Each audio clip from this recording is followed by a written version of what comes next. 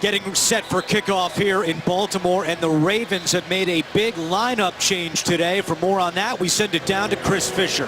Thanks, Andrew. Looking to boost their 26th ranked rushing attack, John Harbaugh has elected to start Terrence West for the first time at running back this season. Justin Forsett, who's led the Ravens in each of the past 2 seasons in rushing yards, has been inactivated. First-round pick Ronnie Stanley will also be on that list. He'll miss today's game with a foot injury. And on the other side of the ball, outside linebacker Elvis Dumervil will see his first game action of the season, returning from off-season foot surgery. And Dumervil will see the field soon because Baltimore won the toss and they have elected to defer, so the Raiders will get the football first. Steve Tasker mentioned it. Justin Tucker this week named the Special Teams Player of the Month for September in the AFC. 9 for 9 on field goals so far this year, including the game-winning 54-yarder last week against the Jacksonville Jaguars. It was a treat in pregame as we watched both these kickers warm up. You got Sebastian Janikowski with his leg and Justin Tucker with his leg. Tucker was hitting from 65 yards both directions. It's going to be a treat if this game goes very close late in the game. A short kick. Jalen Richard comes up to make the catch. And Richard up across the 25-yard line and brought down at the 29-yard line. So that'll bring out Derek Carr. 5 touchdowns, 1 interception so far this season for the third-year man out of Fresno State. And he has been hot on the road. He's won 4 of his last 5 road starts. And this is going to be a game. Both these teams pride themselves on their physicality. Jack Del Rio's quote to us yesterday, there is going to be a physical confrontation that takes place tomorrow. Latavius Murray on first down, and the Ravens ready to stop the run. A gain of 1 on that play for Latavius Murray. Zachary Orr leading the charge. So we'll take a look at the Raiders' offensive line. Kelechi Osemele making his return to Baltimore. Played his first 4 years with the Ravens. And you just saw Latavius Murray. 3 rushing touchdowns this season for Murray. You know, and he's going to be featured a lot more today. Jack Del Rio and Bill Musgrave said they really believe they match up well against this Ravens defense that's been pretty stout all year against the run.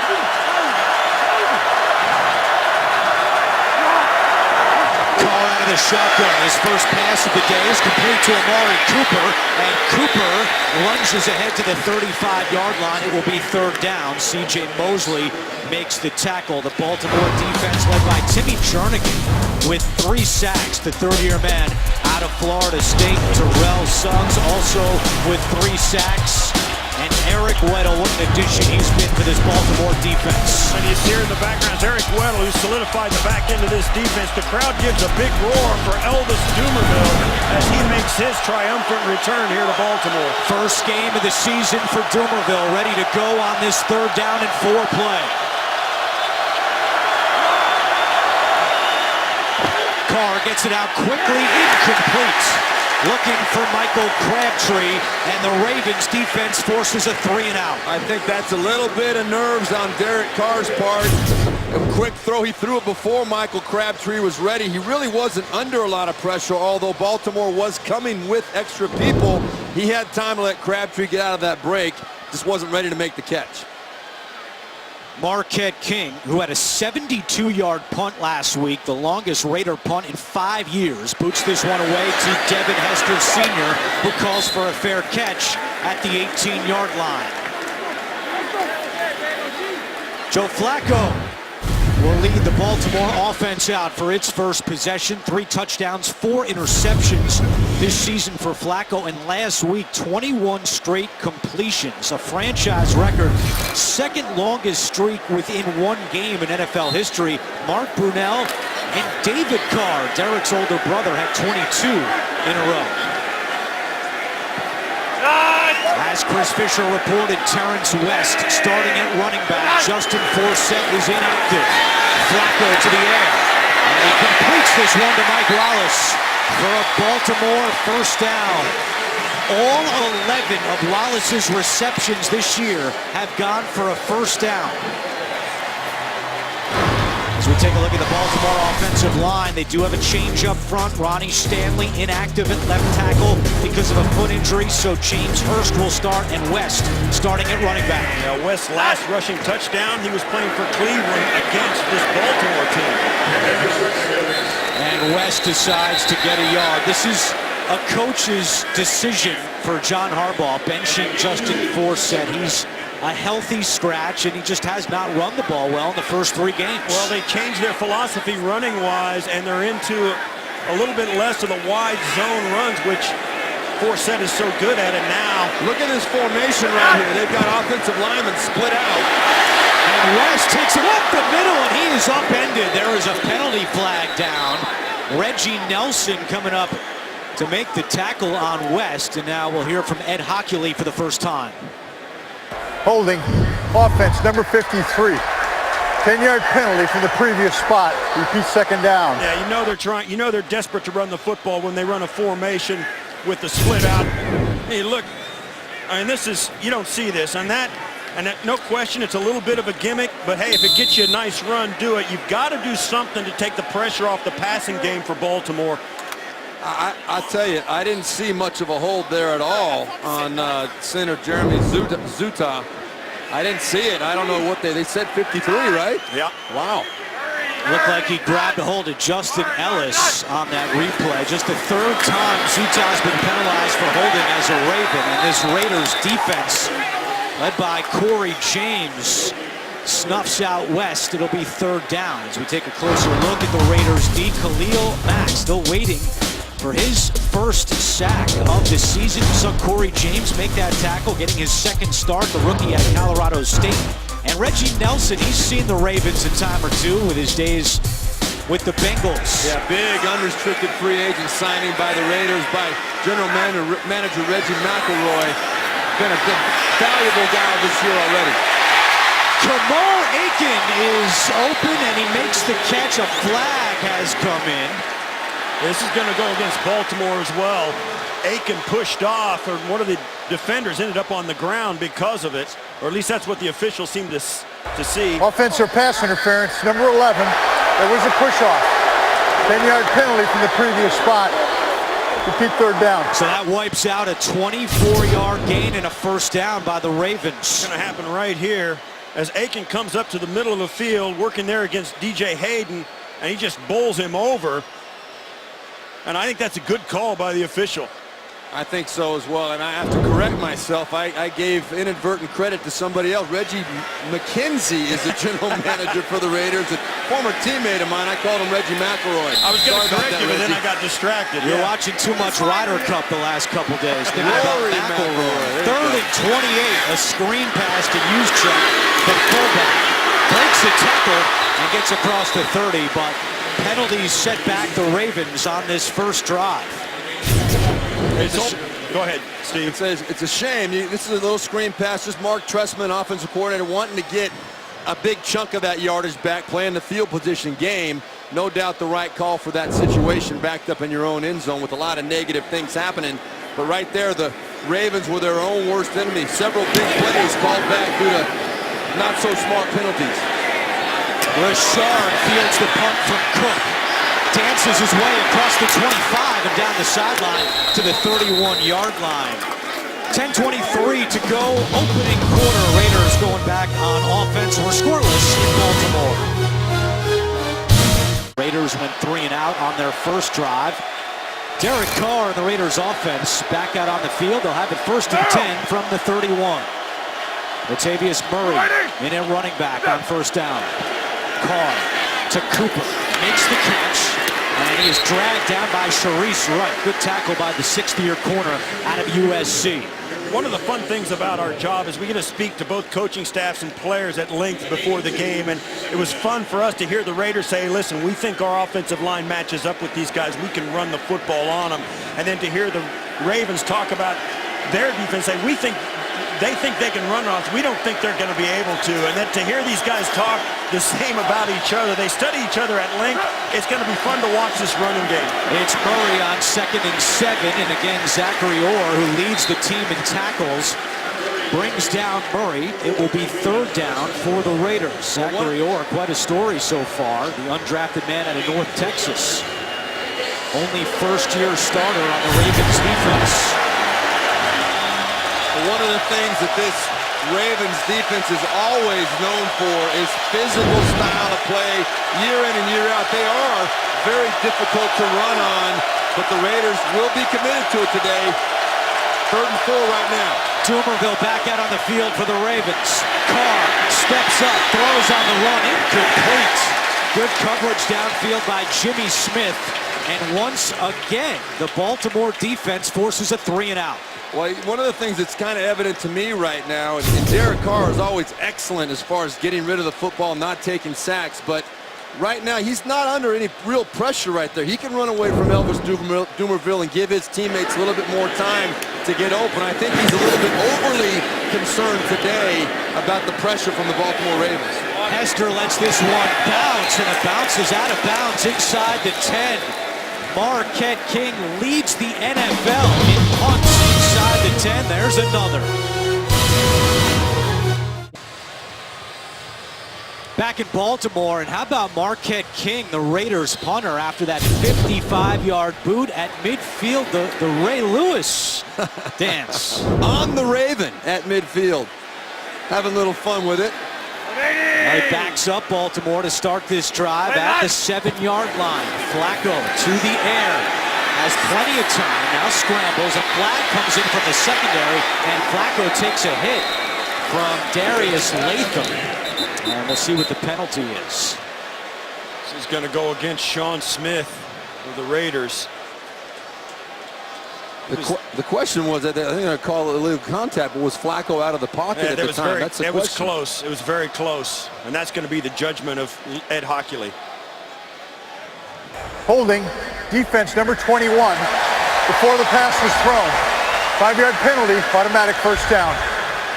It is on Sean Smith, who had his first interception of the season last week in Tennessee. And you can bet Sean Smith is going to get a lot of attention from this Raven passing attack. Mike Wallace coming out and tries to get by him. Yeah, and that... Yeah, it was early. It was early in the route. Yeah, he's wide open, too.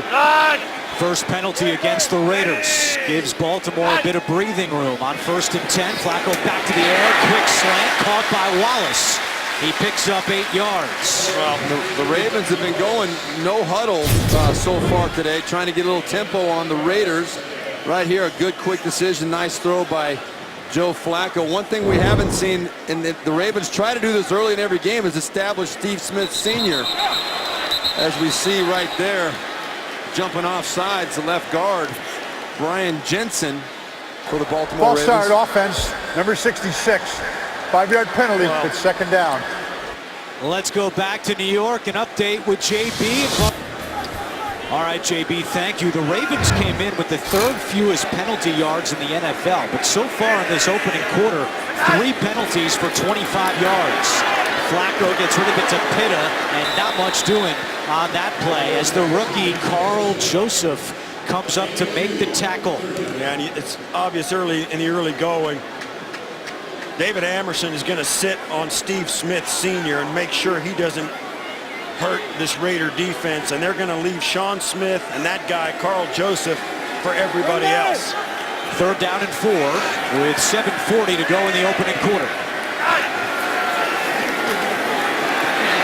Flacco, and that pass is caught by Aiken, and he is taken down short of a first down. DJ Hayden on the coverage for the Raiders. One of the things that was killing the Raiders the first 2 weeks of the season was mental assignments. Jack Del Rio calling it what did he call violations. it? Violations. But right now the Raiders look very, very disciplined. There are not a lot of holes in the defense. They're letting the pass completions take place up underneath them and then coming up and making a tackle. Very disciplined so far today, although helped significantly by the penalties against the Ravens. Sam Cook's first punt went 56 yards. Here's his second punt, another good one to Richard. Drives him back to the 20. And Richard is tackled at the 24-yard line. The rookie Chris Moore makes the tackle after a 59-yard punt from Sam Cook. Third possession for the Raiders. Their first 2 drives, 3 and outs, only 12 yards of offense so far. And DeAndre Washington now at running back in movement on the right side of the line. This is a false start against the Raiders. False start, offense, number 86.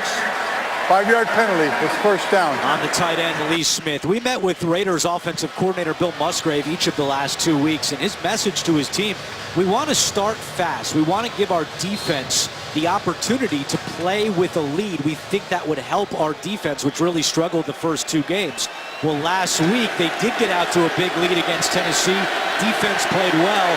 Musgrave telling us yesterday, imperative to get off to another fast start. They have not done that in their first 2 drives.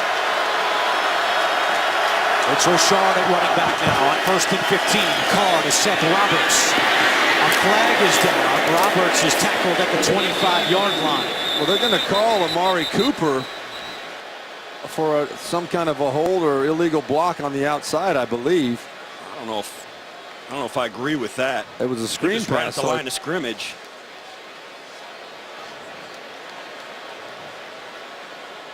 The Raiders don't really understand it either. Pass interference, offense, number 89. Was blocking downfield before the pass was touched. 10-yard penalty. Repeat first down. Well, they're saying he was down the football field. But he was, but it doesn't matter when the ball is touched if the ball's in the air. Well, wow, that's the way you coach it up. Yeah, I don't know. That's the way, 32 teams in the NFL do it every week. I wish that was a no call. I think that should have been a no call. Raiders, the most penalized team in the NFL. And it's now 1st and 25 for Oakland. Screen pass to Washington. And Washington tackled at the 17-yard line by Terrell Suggs. Andrew, you mentioned about the penalties. Go ahead, Steve Tass. We're looking at this play real quick. Well, you'll see, yeah, this is what's going to happen. He's going to come out in the 66. He's going to try and get a block, and it's not going to work. Watch the athleticism here. The linebacker just sidesteps the big block, which would have been the key block if he could make it. But the athleticism of the linebackers, we spoke about it in the open. And that's just Zach Orr making a play.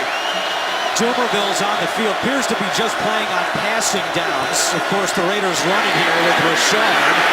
And Rashard is dragged down at the 24. Back to New York. Another NFL Today update with JB and Mark. Guys, thank you. Crowd on its feet here in Baltimore. 3rd down and 11 for the Raiders.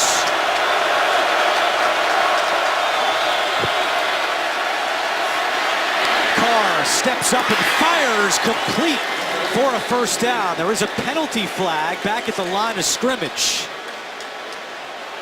Amari Cooper on the catch. Will it stand? Wow, they can't. Oh, if this stands, this is a 1st and 25, and the Raiders pick it up on the 3 downs. That's impressive, but we'll see what the penalty is. Before the pass was thrown, holding defense number 54. That penalty is declined.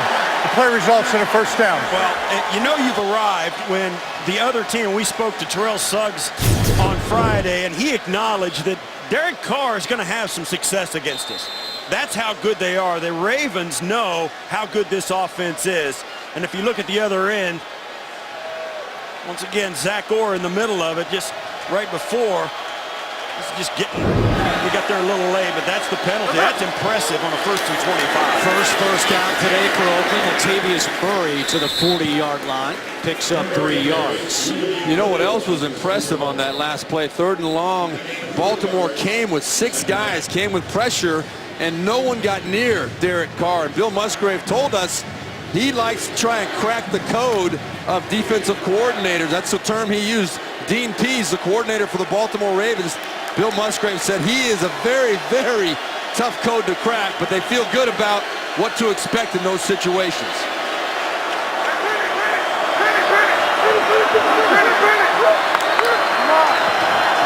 Carr with 5 on the play clock takes the snap, dumps it down to his tight end Walford, who is thrown down at the 45-yard line. And one of the interesting things about this is you see these good coaches that have success. One of the reasons they have success is they understand what their opponent does. Dean Pease is brilliant at understanding what rules the offensive linemen follow when they're trying to protect the quarterback, and then getting them to follow those rules and having it cost them a sack. Ravens opponents this season on 3rd and 1 are just 1 for 3. It's 3rd and 1 here for Oakland.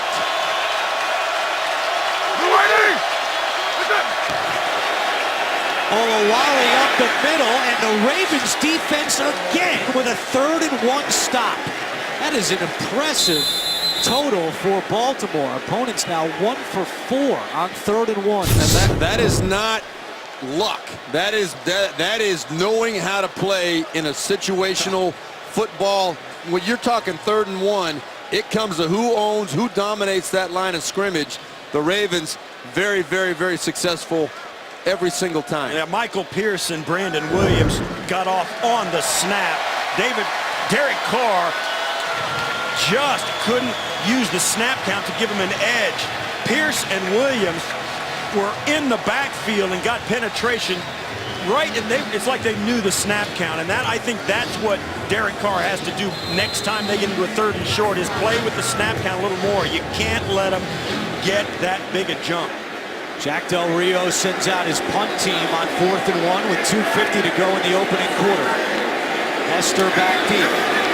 Marquette King trying to put Baltimore backed up once again, and another beauty inside the 10 by King. Marquette King, his 2nd punt today, downed inside the 10.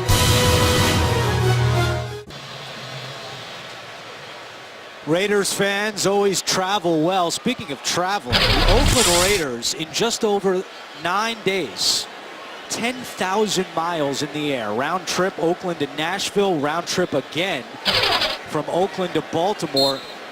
And so in 9 days, the Raiders have traveled more than 7 teams will travel the entire season. This is a Baltimore or an Oakland team that has a lot of travel this year, 2nd most in the league behind the Rams.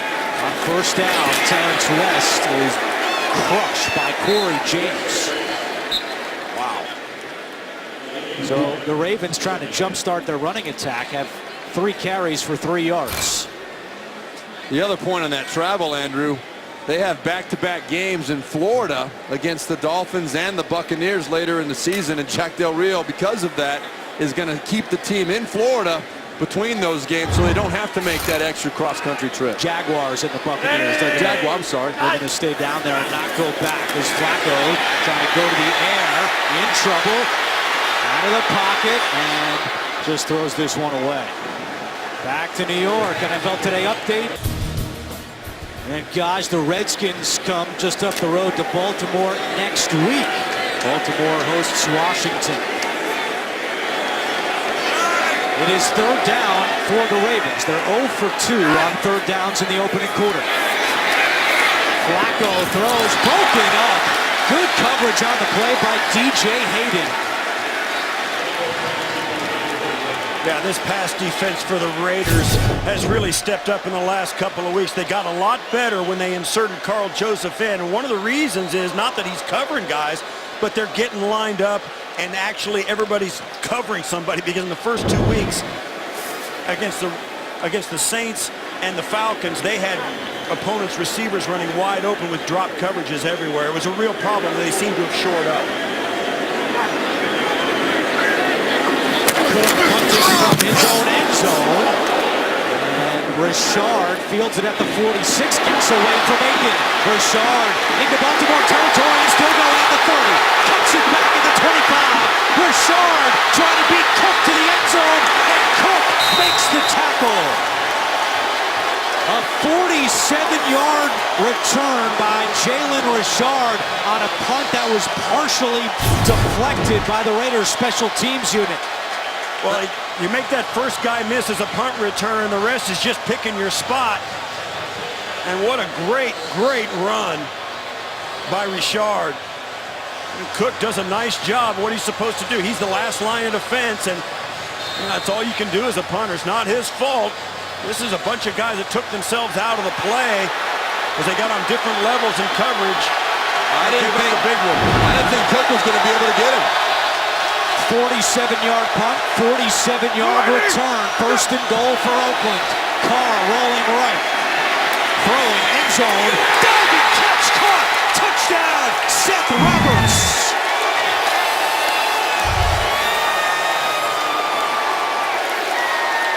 Third touchdown this season for Seth Roberts, and when Roberts catches a touchdown in his career, Oakland's 7-0. I like the first down call by Bill Musgrave, offensive coordinator. What a great ball by Derek Carr. This is a Raiders team that is now 8 for 9 coming away from the red zone with touchdowns. That is top 2 in the league, maybe number 1 now, depending on how it all plays out. Indianapolis was number 1 coming into this week, but 8 out of 9 touchdowns in the red zone. That is impressive. Roberts caught the game-winning touchdown last year in Week 2 against Baltimore. The Raiders now 24 straight red zone scores, including field goals. It's the longest active streak, and Janikowski with the extra points. Carr, touchdown pass number 6 on the season, 7-0 Raiders. Raiders jump out to a 7-0 lead on the touchdown catch from Seth Roberts, the 8th of his career. And Janikowski will kick it away. Devin Hester Sr. back deep for Baltimore.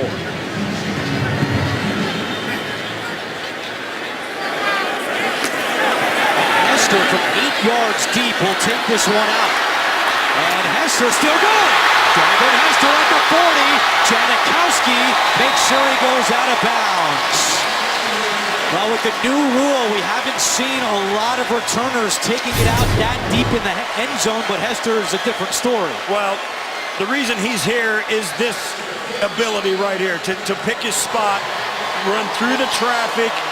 He's the best guy who's ever done it, 20 career touchdowns, and kickoffs are extremely dangerous. And as there's a, you just see the guy, his vision and his speed and his ability to keep his balance through that traffic is what has made him one of the, almost a historic figure in special teams lore. That ball was 8 yards deep in the end zone, too. He had no hesitation. Well, a 60-yard return for Hester. He's now over 7,000 yards in terms of kick return yards, the 12th man in NFL history to go over 7,000. Good field position for the Ravens, and they hand it off to Mike Wallace, trying to get to the outside. Good pursuit by Khalil Mack. And Steve Tasker, I know you love this, but really this first quarter has been dictated by special teams. Marquette King pinning the Ravens deep. That forced Cook to punt out of his own end zone. The big return from Richard, and now Hester with the return, setting up the Ravens with good field position. Well, good teams hit on all cylinders, and that means special teams as well. And you've got some, and I say it not lightly, historic figures in this game. The kickers and Devin Hester. I mean, those are Mount Rushmore guys on special teams. Javaris Allen gets the call and gets to the 40-yard line. On that note, though, at Andrew and Steve, talking to both Jack Del Rio and John Harbaugh, John Harbaugh is a special teams coach by trade. That's what he did before he became a head coach. Jack Del Rio knows he's got to be prepared special teams. They both, from the get-go, said special teams are going to be significant in this game. Final 20 seconds of the first quarter. Baltimore facing a 3rd and 3. Flacco completes it to Steve Smith Sr. Smith has a first down and dragged down from behind by Sean Smith, but not before a gain of 17. Well, we said earlier that David Amerson was following Steve Smith Sr. around. Well, the Ravens got Steve Smith on Sean Smith, and they paid the price. That's the end of the first. Oakland leads 7-0. We're back to Baltimore after these messages. You're watching the NFL on CBS. One quarter in the books in Baltimore, and there's been more return yards than total yards of offense. A 7-0 Raiders lead, but Baltimore driving here to start the second quarter. With Steve Berline, Steve Tasker, and Chris Fisher, I'm Andrew Catalan, our entire NFL on CBS crew. As Javaris Allen goes out to the top of your screen. Flacco throwing, diving attempt by Pitta. He's got the catch at the 18, and we go down to Chris Fisher. Thank you, Andrew. Jack Del Rio credits learning under Brian Billick as the Ravens linebacker coach as the type of culture he's trying to bring in Oakland. He wants to have a fiery, feisty, and physical style of defense. Jack Del Rio learned alongside a pretty impressive Billick coaching tree that featured Marvin Lewis, Rex Ryan, and Mike Smith, who helped guide Baltimore to Super Bowl 35. And Del Rio, part of the staff that won that Super Bowl with the Ravens. It's 2nd down and 5. Kamar Aiken. Joe Flacco told us Friday he wants to get Aiken more involved in the offense. Here, Flacco checks down to Allen, and Buck Allen has a Baltimore first down. DJ Hayden makes the tackle. But Aiken with only 3 catches in the first 3 games. He was such a big part of this Ravens offense last year, so look for Flacco to get the ball to Aiken a little bit more today. Good job by Flacco right there, being patient, not trying to force the ball up the field. He knew it was 2nd down and 5. Take what's in front of you, make the Raiders come up and make the tackle, but in the meantime, pick up that first down. 8 completions to 6 different receivers for Flacco. It's 1st and 10 from the 11-yard line. Flacco back to the air. This one's caught by Smith, and Smith is dragged down by the rookie Corey James. Good job by James. Otherwise, Smith could have busted that one into the end zone. Yeah, Steve Smith Sr. is a tackle-breaking machine. Now, he is so strong. I mean, we were talking with him on Friday. He's my height, but which is not very tall. I was not that strong. I mean, the guy. That's why he's been able to play for so long. He's verging on 1,000 receptions. He was almost undrafted, and the guy's just a phenomenal player. 2nd down and 5, empty backfield. Flacco looking end zone for Wallace, incomplete. It was David Amerson on the coverage, who Pro Football Focus has rated as the #1 cornerback in the NFL so far this year. And last week, his Pro Football Focus grade of 97.9 out of 100 is the best of any player at any position so far this season. And I think at this point, given that guy's in the secondary for the Raiders, this is where their lack of ability to run the football really hurts the Ravens. Max Williams, 2nd-year tight end, lined up at the top of your screen on 3rd and 5. Flacco throwing end zone, incomplete, looking for Smith again, but there's a flag down at the line of scrimmage, and this is going to be a hold against the Ravens. Yeah, Khalil Mack almost got to Flacco, and I think that's who drew the holding penalty. Holding, offense number 74. The penalty is declined. Brings up 4th down. It's on the left tackle, James Hurst, who's starting today for the injured rookie Ronnie Stanley. Watch, Khalil Mack right there is going to go up and under. Is he going to spin out? Oh, no, he just hits the edge. And he was... Hurst just had him across the body and pulled him down. That's across an easy the face call, mask, yeah. too. Jack Del Rio on Khalil Mack. We see a little confusion by the Ravens right now. They're missing somebody on the field. But Jack Del Rio told us that Khalil Mack, even though the numbers aren't there this year, he is impacting games. Right there is a great example. So Justin Tucker, who's made 16 field goals in a row and is 9 for 9 this year, is out to attempt a 24-yard field goal to put the Ravens on the board. And Tucker now 10 for 10. We're at 12:51 to go in the first half. We've got a 4-point game in Baltimore.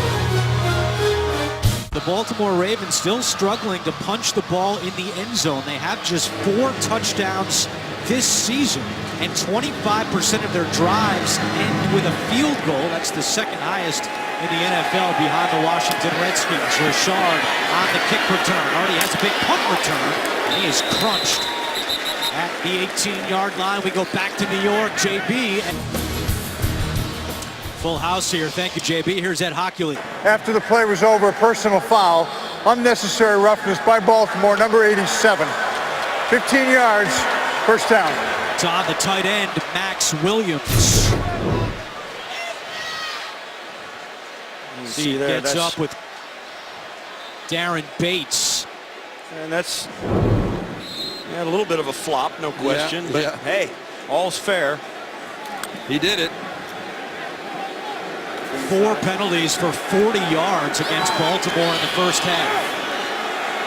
The longest Raider play from scrimmage so far is 13 yards. Let's see what they do here. And look at Latavius Murray Looks like a CFL game with where he's lined up. Carr with a flag down, incomplete, looking for Latavius Murray. This is going to be a hold. Now, this play was doomed from the start. Carr checked out of this after he'd sent Latavius Murray over to Washington, Holding. D.C. Offense number 74. 10-yard penalty, repeat first down. It's on the rookie right tackle, Vidal Alexander. This is the chess game that goes on in the NFL, though. You're going to see the hold here. Watch Vidal Alexander, number 74, on the right of your screen. But the chess match, before that play, Eric Weddle was up at the line of scrimmage. He was coming on a blitz. Derek Carr changed the play to a good play against that look.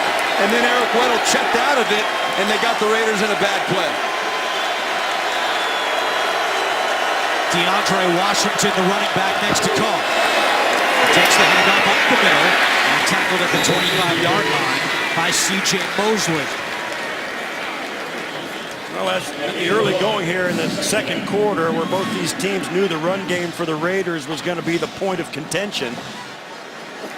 The Ravens are getting the better of it. Raiders have just 14 yards rushing. The Ravens with 10 yards rushing.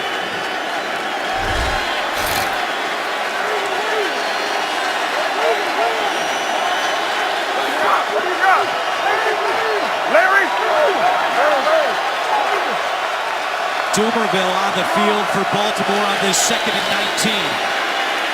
Carr to DeAndre Washington. And he's wrapped up by Zachary Orr.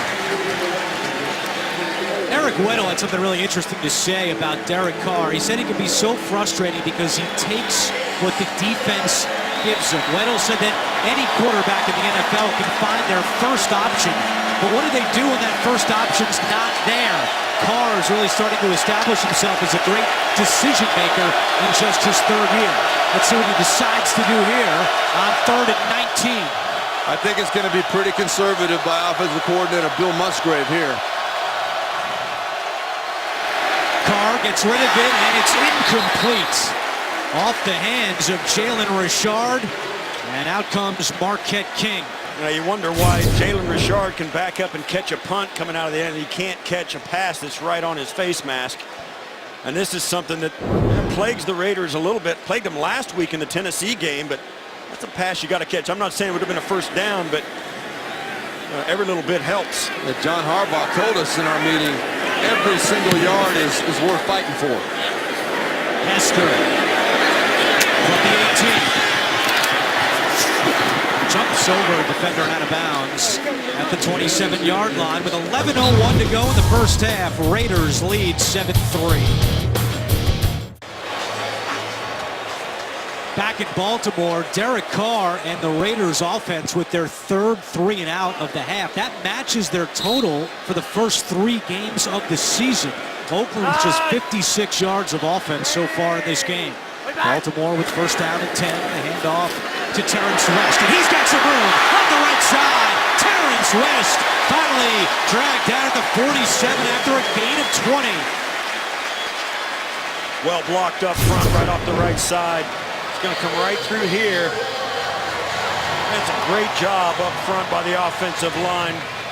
Rick Wagner, the right tackle, accepting the rush and pushing it high and outside. So West had a nice lane to run and bounce it out. Longest play by either team today. And Flacco goes right back to West, who turns those legs close to midfield. This is the first game that West has started since the season finale of the 2014 season when he played against the Ravens. He was a member of the Cleveland Browns at that time.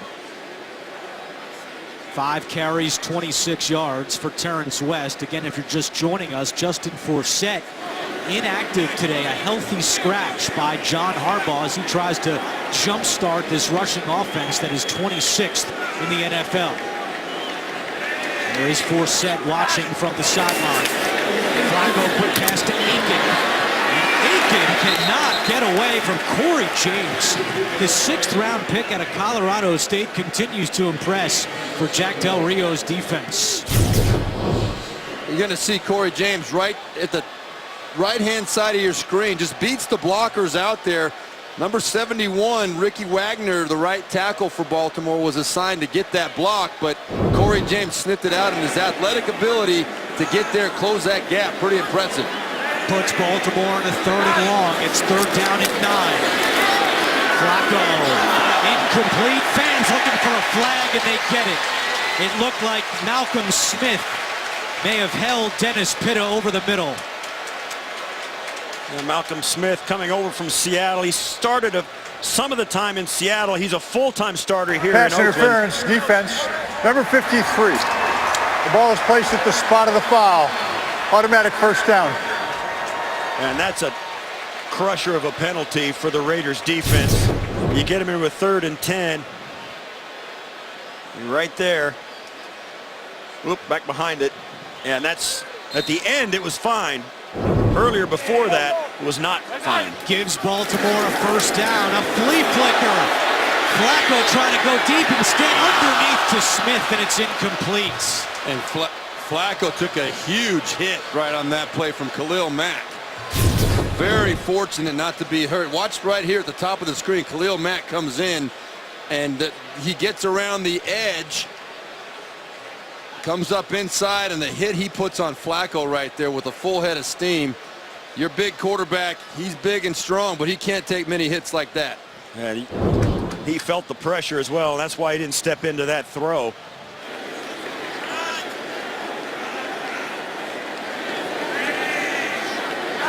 Second and 10. Flacco to the rookie Chris Moore. And we go back to New York, and NFL Today update, JP and Mark Scott. Terrell Pryor says, just play me. In the words of Clubber Lane, Cleveland's got a lot of more fight, that is, as Cody Kessler finds Terrell Pryor for the 9-yard score. Cleveland 14 unanswered, all knotted up. Back to Andrew Catalan. All right, a good one. Not too far away from here in Baltimore, as we have 8:30 to go in the 1st half. It's 3rd and 4 for the Ravens. They're 1 for 5 on 3rd downs today. And Javaris Allen cannot bring that in, but a penalty flag is down close to midfield. The Ravens cannot block Khalil Mack. That's what's going on right now. He got held. Holding. Offense number 74. 10-yard penalty. Repeat 3rd down. They're going to take the penalty because that'd be within the very edge of Justin Tucker's range. Another one on James Hurst. Right there, he ends up just beating James Hurst. He goes outside and then uses that swim move and comes back underneath. And Hurst is just overmatched right now. He is having a big problem. You even had help inside from Ryan Jensen, but Khalil Mack strong enough to rip right through it. The Raiders accept the penalty, making it 3rd down and 14.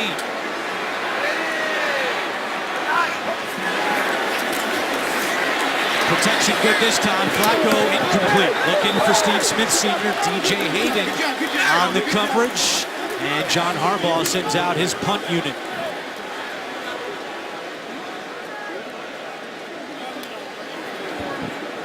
Once again, I mean, I get back to it. They had one good run on that drive. They couldn't muster another one. I think, you know, Baltimore's got to stay committed to it, particularly in a tight ball game like this. You're down 7 points. You got to stay with the run game. They just get away from it, I think, too quickly. TJ Carey, the return man for the Raiders, lets it bounce, and it goes into the end zone. Aiken was down there, but could not down it. 8:09 to go. 2nd quarter, Oakland on top, 7-3. 8:09 to go 1st half. Raiders lead the Ravens 7-3. Yeah, see there, Elvis Dumerville and Terrell Suggs on the sidelines to start this drive. Ravens rotate their linebackers. Terrell Suggs told us Friday it's really helped him stay fresh for late games as Murray gets the call on 1st down. Well, how about Derek Carr? His 35 games in the books now. And as we look at his comparison with his older brother, David Carr, they both have the same record through 35 career games, 12 and 23. But look at the sacks. David Carr was sacked 50 more times than Derek in his first 35 games. We told that stat to Derek, and he said, oh, man, poor guy, as he completes this one with Lee Smith. And Jimmy Smith on the tackle. Smith slow to get up. Smith, that could have been bad. He hit. Yeah, it's not good. He never saw that coming. Never saw it coming. He's going to try and make it off under his own power, but that was... How about Derek Carr helping carry him off? What a teammate Derek Carr is. You don't see a lot of quarterbacks do that. Well, even Eric Weddle talked about Derek Carr and his leadership and the kind of person he is on and off the football field. This is not pretty. It's just both knees could have had problems. The right one landed funny. Well, Jimmy Smith, I mean, Lee Smith is a big dude. I mean, he's 6'5", 250. And Jimmy Smith, you got to take those guys on somehow, but yeah, that's an unfortunate. That's an unfortunate play. It's not. I don't think it was dirty or cheap or by any stretch of the imagination. It's just unfortunate. 3rd down and 5. Carr throws, caught by Crabtree. Michael Crabtree picks up 16 and gives the Raiders a first down. A lot of pressure up front here. You got Eric Weddle sitting right here in the middle, but they're coming with 6 guys. And again, the Raiders offensive line does a nice job of giving Derek Carr a pocket to throw that ball. And the Raiders go no huddle, handing it off to Latavius Murray, who gets to the 45-yard line. 16 of Crabtree's 20 catches this year have gone for a first down. Yeah, this is where Bill Musgrave, offensive coordinator of the Raiders, is doing something, going no huddle, and is keeping the run game involved. Brilliant move, I think. Play action, Carr to Roberts. He caught the touchdown earlier, and he runs out of bounds in Baltimore territory for a first down. And immediately you can see this offense start to find itself, and it caught the Ravens defense a little off guard. Now the Raiders are getting some momentum, and it starts with the no huddle, quick pace, and keeping it balanced run and pass. Bill Musgrave really doing a nice job. Carr is 3 for 3 on this drive as we approach 6 minutes to go in the first half. Now!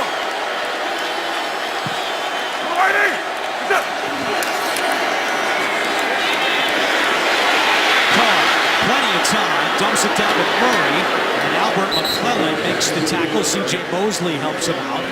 But good protection by this Raiders offensive line. And Carr said that they get mad when he gets a fingernail dirty. They like protecting him so much. Well, you talked about Eric Weddle earlier making the comments about how Derek Carr goes through his progressions. Right there, great example of understanding the situation. First down, he wanted to go down the field. It wasn't there. He came off, had a nice, simple completion for a 4-yard gain. That's smart football from Derek Carr. Richard, bottom of your screen, has great speed matched up with the linebacker Mosley. Carr to Cooper, and Amari Cooper has a first down. Some Coop chants from the Raider fans here in Baltimore. An 11-yard pickup. Jimmy Smith makes the tackle. Yeah, and I think this is a function of the pace the Raiders are deciding to go to. They're not hurrying, but they are going no huddle. And when you can get Amari Cooper one-on-one on a crossing route, it's tough to defend that, particularly with his great speed and Carr's ability to put it right on the money. It's an easy completion that turns into a first down. Carr is 5 for 5 on the drive for 39 yards. Pitches this one to Washington. Washington breaks some tackles. Washington down the sideline, and finally inside the 10. It was Lardarius Webb able to take him down. Not before a gain of 28. It's first and goal, Oakland. Well, Zadarius Smith had a shot at him in the backfield. You'll see number 90 right there. Slip the tackle. DeAndre Washington, the 5th-round draft choice. Big run for the Raiders. And again, no huddle. They race to the line on first and goal. Carr, lob to the end zone. Caught! Touchdown, Michael Crabtree. What a drive by the Oakland Raiders. That is a great throw by Derek Carr. Great play call, great drive, great throw. Michael Crabtree and Derek Carr on the same page. You saw the cornerback right there sitting on the outside. It was a very difficult, in my opinion, a very difficult decision to throw that ball because the corner had position, but Derek Carr knew Michael Crabtree would win to that back pylon. That was Sharice Wright, the corner. Second touchdown of the season for Crabtree, second of the game for Derek Carr.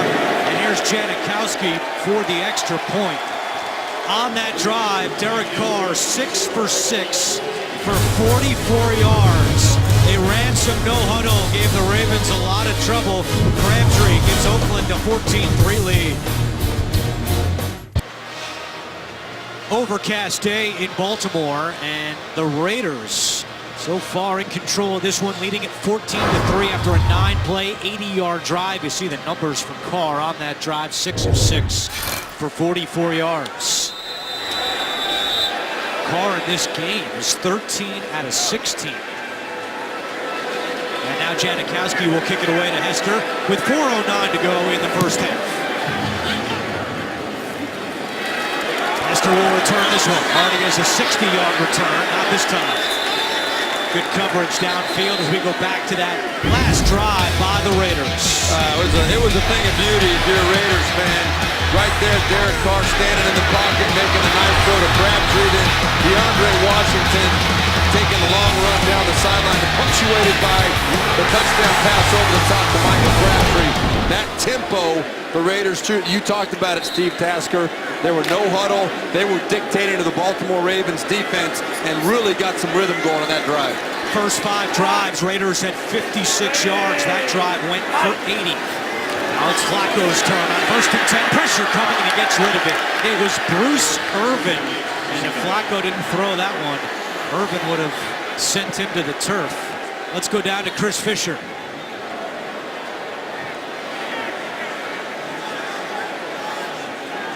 Raiders tight end Lee Smith has been taken back to their locker room for further evaluations. Team physicians were checking his ankle on the bench. They have had to take him back and cart him off. His return is questionable with a right ankle injury. And Chris, the Raiders this season have only dressed 2 tight ends, but for this game they did dress a 3rd tight end in Michael Rivera. First time this year Rivera has been active, so fortunate for Jack Del Rio. As Oakland has called timeout, that's their first of the half with 4:02 to go in the second quarter. Tomorrow on CBS, the Geniuses are back. Don't miss the 2-hour season premiere of the hit drama Scorpion. Tomorrow at 9, 8 Central, only CBS. All right, guys, Ravens have only had 4 touchdowns this whole season. Again, their offense is held in check. What does Baltimore need to do to jumpstart this offense? Well, this offense has struggled, as you said, Andrew, not only scoring touchdowns, just in general, finding the rhythm. And you could sense the frustration in Joe Flacco when we talked to him on Friday. But they believe they're a good offense. They believe they're going to get it going. Right now would be a good time to get it started. They just have not found any rhythm yet. Flacco, that pass caught by Smith. And Steve Smith Sr. is tripped up close to the 20-yard line. Malcolm Smith helps make the tackle. You can say what you want about this offense, but Joe Flacco is, you can say, what, top flight quarterback, elite quarterback, Super Bowl winning quarterback, certainly, but they've got to give him some help. Right now, he drops back far too much. He throws the football far too much. His weapons outside, they just don't give their offense enough flexibility. And without a running game, they're going to continue to have to throw the football more than they should. And this defense, because of that, can say that they're predictable. Ravens 1 for 6 on 3rd downs. Flacco off his back foot down the sideline, broken up. Sean Smith on the coverage for the Raiders. And what happens also, Steve, Tasker, Andrew, that when a team knows you're one-dimensional, you're throwing the football, your quarterback takes a beating, as Joe Flacco did on this play as well. A nice play by Sean Smith going up for that ball, but Joe Flacco pressure immediately in his face, and he's getting taken down on almost every play. That was Bruce Irvin on that one. TJ Carey from his own 24-yard line. Carey ahead of steam across the 40 into the 43 with 3:05 to go in the second quarter. Coming up on the Verizon Halftime Report, join JB, Tony, Bart, Boomer, and Coach Cower for all the latest NFL scores and highlights, as well as a preview of Thursday Night Football on CBS. the NFL Network. It's all coming up on the Verizon halftime report. You talk about being one-dimensional, Steve Tasker, for the Ravens offensively. Joe Flacco has thrown 20 passes in this first half. They've only run the ball 7 times, including one by Mike Wallace. Raiders get the ball back. They have 2 timeouts and good field position to start this drive. Carr, quick pass to Crabtree, taken down from behind by Lardarius Webb. That's the 3rd catch for Crabtree. He has at least 3 catches in 21 consecutive games. Yeah, now the Raiders, for whatever reason, they kind of go into a muddle huddle where they do huddle up and they take the pace that they had on that last drive off the table, huddle up and settle in for a little bit of a 4-minute type offense. Now! Washington at running back. Trying the right side, nowhere to go. Timmy Jernigan. Good job of containing the running back, Washington. And Brent Urban comes over to make the tackle as we approach the 2-minute warning. It seems as though the Raiders are perfectly content to let the 2-minute warning arrive. It will be 3rd down when we come back. 2-minute warning, first half in Baltimore. Raiders lead 14-3.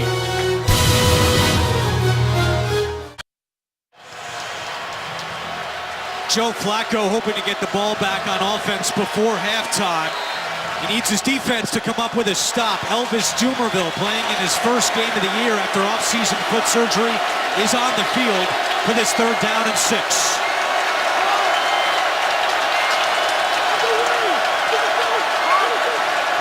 Oakland 2 for 6 on 3rd downs.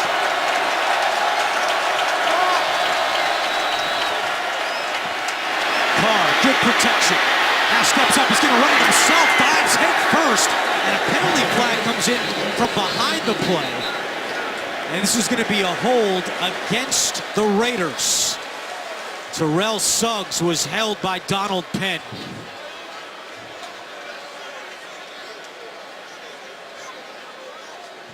Holding, offense number 74. 10-yard penalty, repeat 3rd down. They actually called on Alexander, the right tackle. Penn was mixing it up with Suggs in the backfield. One of the things about this Raider offensive line, they are big, they're very big and they're very physical, but they aren't that athletic. And when you get holding penalties, a lot of times there, as you see, Alexander just kind of latches on to Dumervil. They get caught reaching, and that's when the holding penalties happen. Tough matchup for the rookie Alexander, making his first NFL start against Dumervil. It's now 3rd and 16.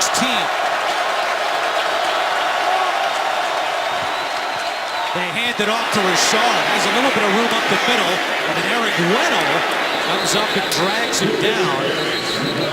And John Harbaugh calls timeout, his first, with 1:43 to go, so the Ravens will get the ball back before halftime.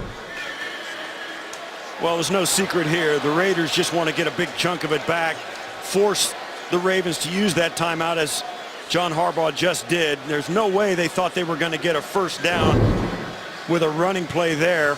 But that's the design of the play and the strategy involved here in the last 2 minutes. Force them to use a timeout and then punt the football deep. I want to go back to the previous play, the 3rd down run by Derek Carr. And this is not something Jack Del Rio wants to see. His starting quarterback, the guy he's counting on to be there for 16 games, diving head first for a 1st down. I know people respect it, teammates respect it, but you got to know the situation. You know, I don't mind fighting for the extra yards, but you don't want to take that kind of a hit at the end of a play. Yeah, I get that, Steve Berline, but I think, hey, in that situation, that's exactly the spot you want him to try and get that 1st down. At the end of the half, give yourself a chance to maybe really put this game on ice here even late in the 1st half by going up more. But that's the kind, I get what you're saying, but he did the right thing, I think, in that situation. You got to get that 1st down. I've been in a lot of quarterback rooms, and I know what Bill Musgrave is going to tell them when they're looking at that film. Hey, we love the effort, we love the passion, don't take that hit. Marquette King averaging 51 yards per punt in the 1st half. A high punt here. Hester calls for a fair catch at the 11.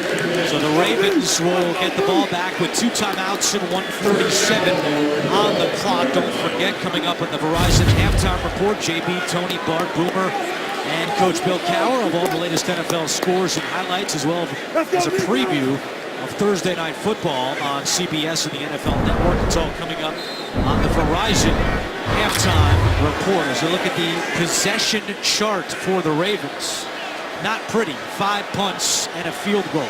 Let's see what they can do here. And that one is incomplete. It was in Perriman's hands, and then Sean Smith knocked it out. You know, we talked about the number of passes the Ravens team is throwing. Right now, already 21 passes for Joe Flacco. He's gone this 18 consecutive games with at least 30 passes. That's the longest streak in the NFL, and one that Joe Flacco would love to end very quickly if he could find a way. Doesn't look that way with 21 already. Back to the air, caught by Steve Smith Sr. trying to get out of bounds. He can't. And the clock continues to tick. This is a situation where the Raiders could use a timeout. John Harbaugh's got his hands in his pocket. He's not going to call a timeout now. And that's the right move. Now, Jack Del Rio, he may do it. He does not. 3rd and 7. That one's caught by Perriman, and he's got a Baltimore first down. Yeah, now John Harbaugh's back in the mix. He calls a quick timeout after the first down. And how quickly things change. Well, he knows how important it is to get some kind of momentum going into the break. A nice throwing catch right there from Joe Flacco to Brashad Perriman. John Harbaugh knows we got to get at least a field goal out of this drive to go in feeling good about things. Ravens do get the ball to start the second half, and as Steve Tasker mentioned off the top of our broadcast, they have an excellent kicker in Justin Tucker. His long this year is 54. So take a look at the last 10 pass attempts for Flacco, 5 out of 10 for just 26 yards. Again, the Ravens struggling to get big chunk plays down the field. Good pass again to Perriman. He cannot get out of bounds. Good tackle by David Amerson. The clock continues to tick. As this game winds down in this first half with Amerson standing there, you've got a kicker on the sidelines in Justin Tucker, who was kicking it from 65 in the pregame. Flacco, the youth checks, got some room into Oakland territory and smacked down at the 45-yard line. A first down from Baltimore. Well, I'll tell you what, Joe Flacco took a shot again. Look at the move Khalil Mack off the right side of your screen puts on. You can't really see it there. He threw a spin move at Ricky Walker, the right tackle, and then drilled Joe. Watch right here. See that spin move? You can't really coach that, Steve Tasker. I mean, that was a heck of a move. Joe Flacco's getting sick of seeing number 52. Yeah, guys like you and me can't even dream of that move, let alone draw it up. That's why the guy had 15 sacks last year, and that's why teams have spent a lot of time making sure he's not able to be one-on-one with anybody. And that's why Joe Flacco is an elite quarterback, too. He stood in there and delivered a strike under that kind of pressure. Baltimore called its final timeout, so no timeouts left for the Ravens. They have it 1st and 10 with 37 seconds to go. Flacco with time over the middle, caught by Smith inside the 30, spinning his way to the 25. Remember, no timeouts. Ravens have to hustle to the line. They got plenty of time here. They're in field goal range already. And Flacco will spike it with 18 seconds left. Now that gives them enough time for a couple of shots at the end zone if they so desire. And even right now on this second down play after the spike, they even have a chance really to use the middle of the field if they want to really go for one and try and get a broken tackle like they did right here. They could do this play again if they want and give Steve Smith a chance to break a tackle and get in the end zone. That was the Raiders of old on defense there, to a breakdown. They had a complete breakdown on a zone coverage. That was the 5th catch for Smith. He's got 49 yards. Pressure coming from Urban. Flacco looking end zone, and it's incomplete. Nearly intercepted by the rookie Joseph. Dangerous throw by Joe Flacco right there. He actually had Steve Smith outside behind the cornerback Amerson on that one. That would have been a safer throw, I think. The safety obviously right there had a chance to make the play. Carl Joseph didn't come down with it, but That was a dangerous shot at the end zone by Joe Flacco. You can see Jihad Ward making sure Flacco's not comfortable. He's taking a lot of shots today, especially on this drive. And remember, now he's only 9 months out from ACL surgery. Ravens cannot use the middle of the field here, or they'll risk not getting Tucker on the field for a field goal. Flacco again looking in zone for Wallace, incomplete. And once again, Bruce Irvin was in the backfield. And now Justin Tucker will come out with 8 seconds to go. Well, this truly was, I think, Joe Flacco just saying, you know what? I don't want something. We're having trouble blocking them up front. I don't want to take a sack, have something bad happen that didn't get the coverage they wanted. He just said, I'm throwing it away and said, bringing our all-world kicker out here. He's made 17 in a row. This one is from 43 yards.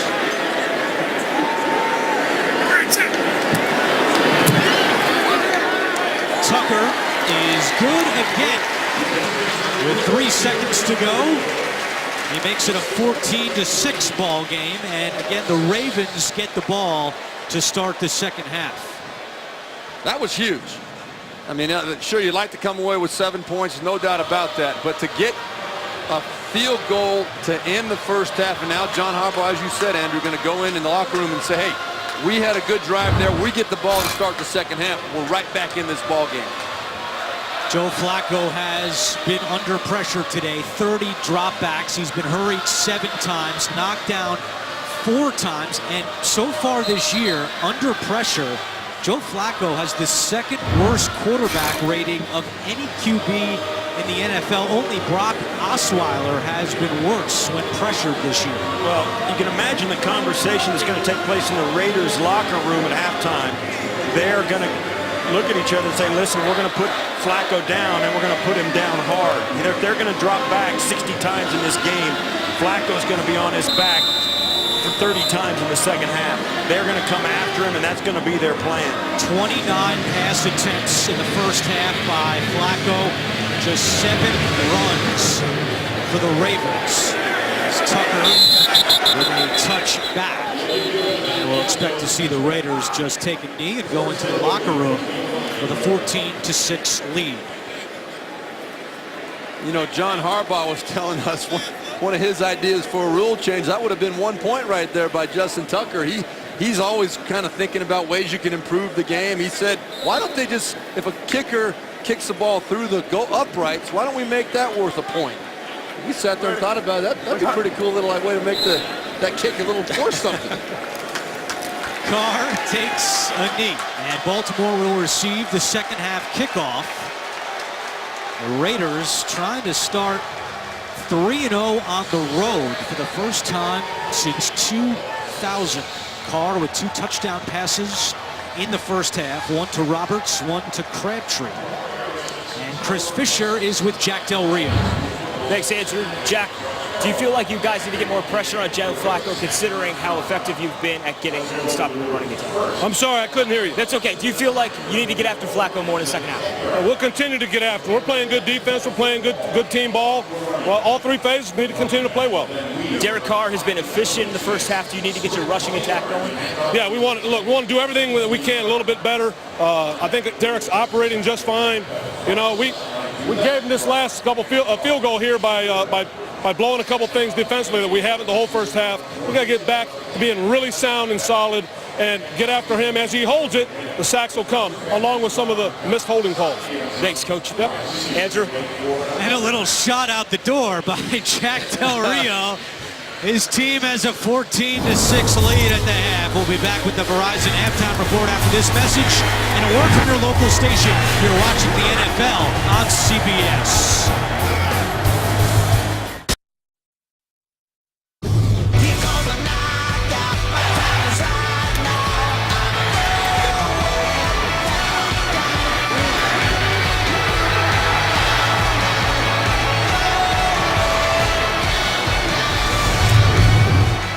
One half in the books in Baltimore, and the Raiders have a 14-6 lead on the Ravens. Let's take a look at the first half highlight presented by DirecTV. Derek Carr hooking up with Michael Crabtree for his 2nd touchdown of the half. Michael Crabtree and the Raiders have an 8-point lead. Back in the booth with Steve Berlon and Steve Tasker. I'm Andrew Catalon, Chris Fisher down on the field. Credit the Raiders defense. They played well in that first half. However, what must the Ravens do offensively to get this offense going? Well, I don't know where you start, but you build off of what happened right at the end of the first half. They put a drive together, got 3 points on the board. Whatever adjustments Mark Trestman's going to make, they have to start quick on this first drive of the second half. They get the ball. I think they need to come out and get that run established initially because you are back in the ball game now. Yeah, no question. You got to run the football. We said it in the open. If they're going to get better, if they're going to continue to win football games, they got to give Joe Flacco some help. If he's going to throw it 60 times a game, they will not win. Hester loses the football, but he's able to fall on it. Hester also last week fumbled, but this time Baltimore's able to recover.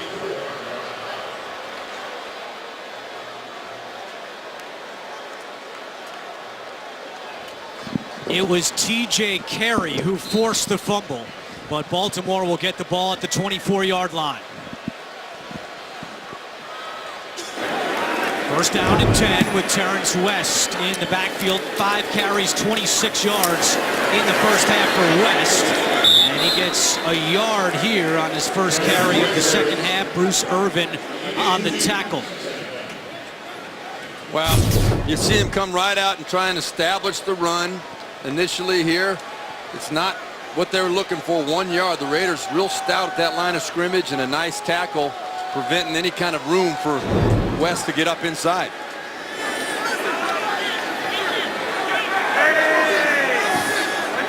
Flacco out of the shotgun, play action. And he throws this one to Wallace, who bounces off Nelson and picks up the first down. A gain of 12 for Mike Wallace.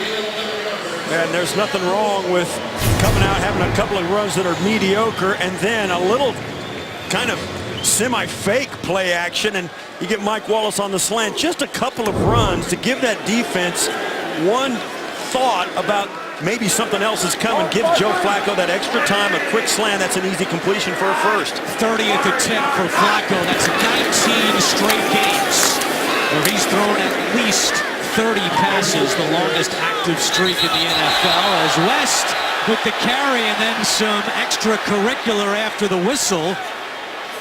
Well, the crowd didn't like it, but it's no big thing. Crockett Gilmore mixing it up just a little bit, and that's not what they're talking about. That's Suta and Jihad Ward. Yeah, Crockett Gilmore, who is a mauler as a tight end, got after Bruce Irvin, and Irvin didn't appreciate it very much. Yeah, there's two different things that went on there. You saw one of them, and this, you can bet when the game gets tight, the fangs come out.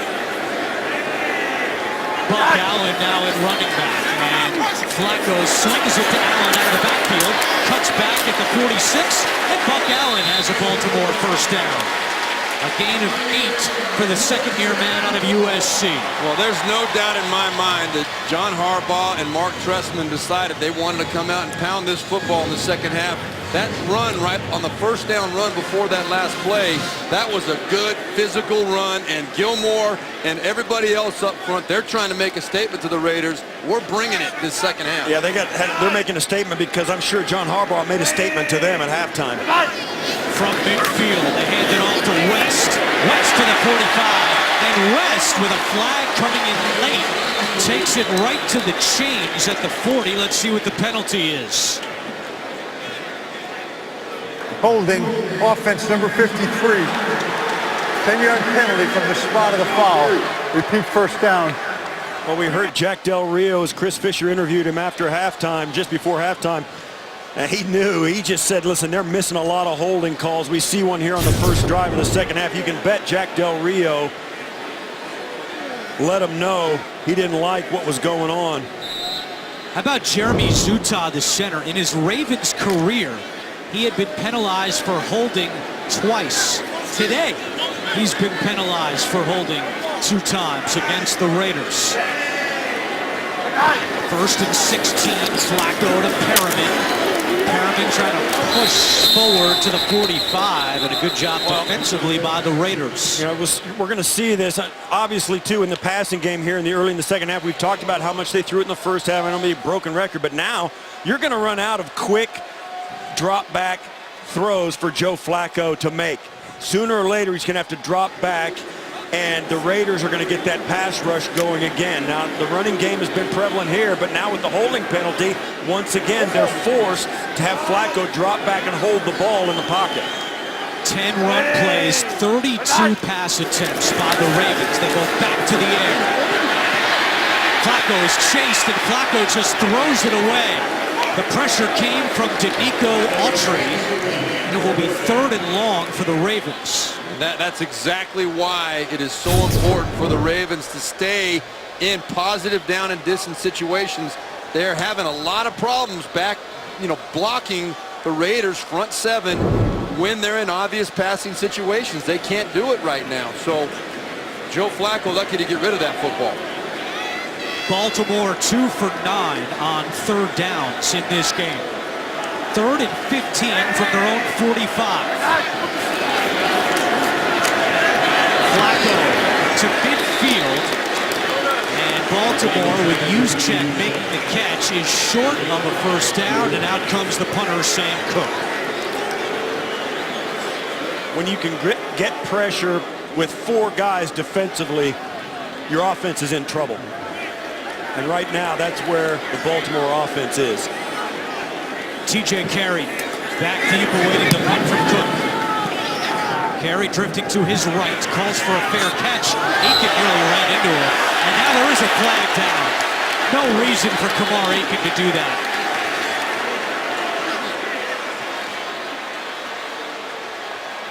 It's an easy call. It is. I mean, you just can't do that. You can't get that close. Even if he didn't touch him, you can't interfere with his ability to make that catch. Aiken got caught being, covering that punt really just too well.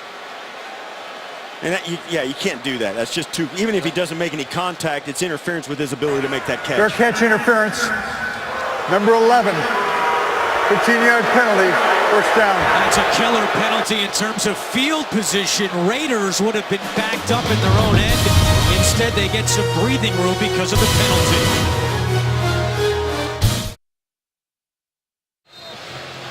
Over their first 3 games, the Ravens have averaged 6 penalties for 40 yards. Today, they have 7 for 75, including a costly one just now on Kamar Aiken. Gives the Raiders better field position, 1st and 10 from their own 23. Carr over the middle to his tight end Walford, and he dropped it. He had 1 drop last week in the win over the Titans, and he drops another here. Speaking of tight ends, let's get an injury update from Chris Fisher. Thanks, Andrew. Raiders tight end Lee Smith, who needed assistance off the field in the second quarter, was evaluated in the Raiders locker room. Team physicians have ruled him out for the rest of the game with a right ankle injury. All right, a tough one, but as we mentioned earlier, for the first time this year, the Raiders did dress a 3rd tight end in Michael Rivera. He's on the field right now for 2nd and 10. With the sun shining now in Baltimore. Carr looking deep for Crabtree. Incomplete. Sharice Wright on the coverage for the Ravens. And it's 3rd and 10. I'm really surprised Eric Weddle didn't get over there to make a hit on that play as well. Smart that he didn't finish it off after the ball, but Derek Carr was looking that play down the whole way. He pumped that way. Weddle, you just would think he'd be over there maybe a step earlier to get in on that play.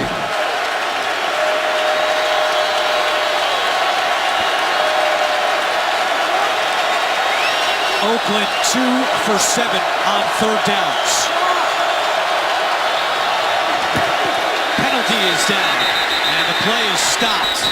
And that's a false start against the Raiders. False start offense, number 74. 5-yard penalty. It's 3rd down. A tough day continues for the rookie right tackle Vidal Alexander, starting today for the first time in his NFL career because of a calf injury to Menelik Watson. Well, it's the first time all day that this crowd has been a factor. It's hard to hear the snap count, and the Ravens will bring in some pressure, and Alexander just couldn't keep himself from clinching.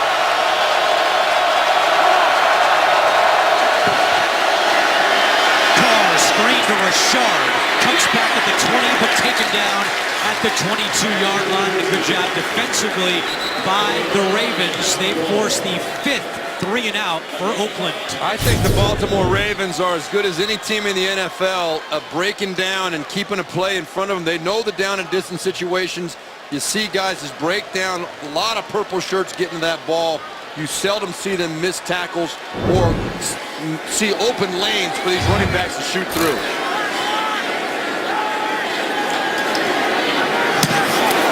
Marquette King driving Hester back to the 15.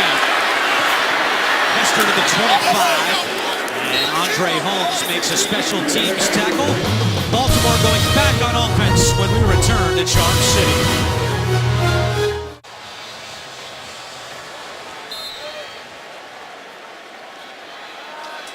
Baltimore back on offense. They have it 1st and 10 from the 27-yard line. Flacco back to the air. Pressure coming from Autry, and Flacco has to get rid of it. Nico Autry came flying through to put pressure on the 9th-year quarterback, Joe Flacco. That really is ridiculous. First down, you're going to see right number 96 just slipping right underneath Jensen. I mean, he didn't even get a hand on him. It was not anything fancy the Raiders did. Just was an inside move by Autry, and he's got a free run at Flacco. Alex Lewis, who started the first 3 games at left guard for the Ravens, was questionable with a concussion. He is active, but Jensen has played the entire game at left guard, making his first start of the year. West across the 30. And Terrence West breaks a couple tackles and picks up a Baltimore first down. Corey James finally caught up with him after a gain of 12. Well, one of the things you do if you're trying to get your run game going and you're facing some pass rushers is run right at their guy. They're going to run right at Khalil Mack. And that's one of the techniques that a lot of offenses do. If you're going to take the starch out of a pass rush, run it and get physical right at the point of attack with their best guy. Khalil Mack kind of felt the point of the spear on that one, and they got a good gain out of it. Just the 11th run today by Baltimore compared to 35 passes. Back to the ground. West again up the middle. Terrence West lost the football late. The ball is loose. The Raiders indicating they have it. The Raiders really believe they have it. It was loose for a good half a second, and no. Zuta comes away with it. Oh, man, I'm telling you that there's nothing worse than the bottom of an NFL pile and a loose ball. The strongest cat gets it. And the meanest cat gets it. This is Zuta's biggest play of the game. He's been ridiculed or caught a couple of times with the holding penalties, but to get on top of this ball, how many Raiders had a shot at getting this ball? You see a lot of white shirts in there, but Zuta comes out with it. Absolutely huge for the Ravens. Corey James forced the fumble, but Zuta recovers, and it's first down for the Ravens. Play action. Flacco was looking deep, checks it down to Allen. A flag comes in from the secondary. It's down at the 33. It's going to be a hold against the Raiders secondary.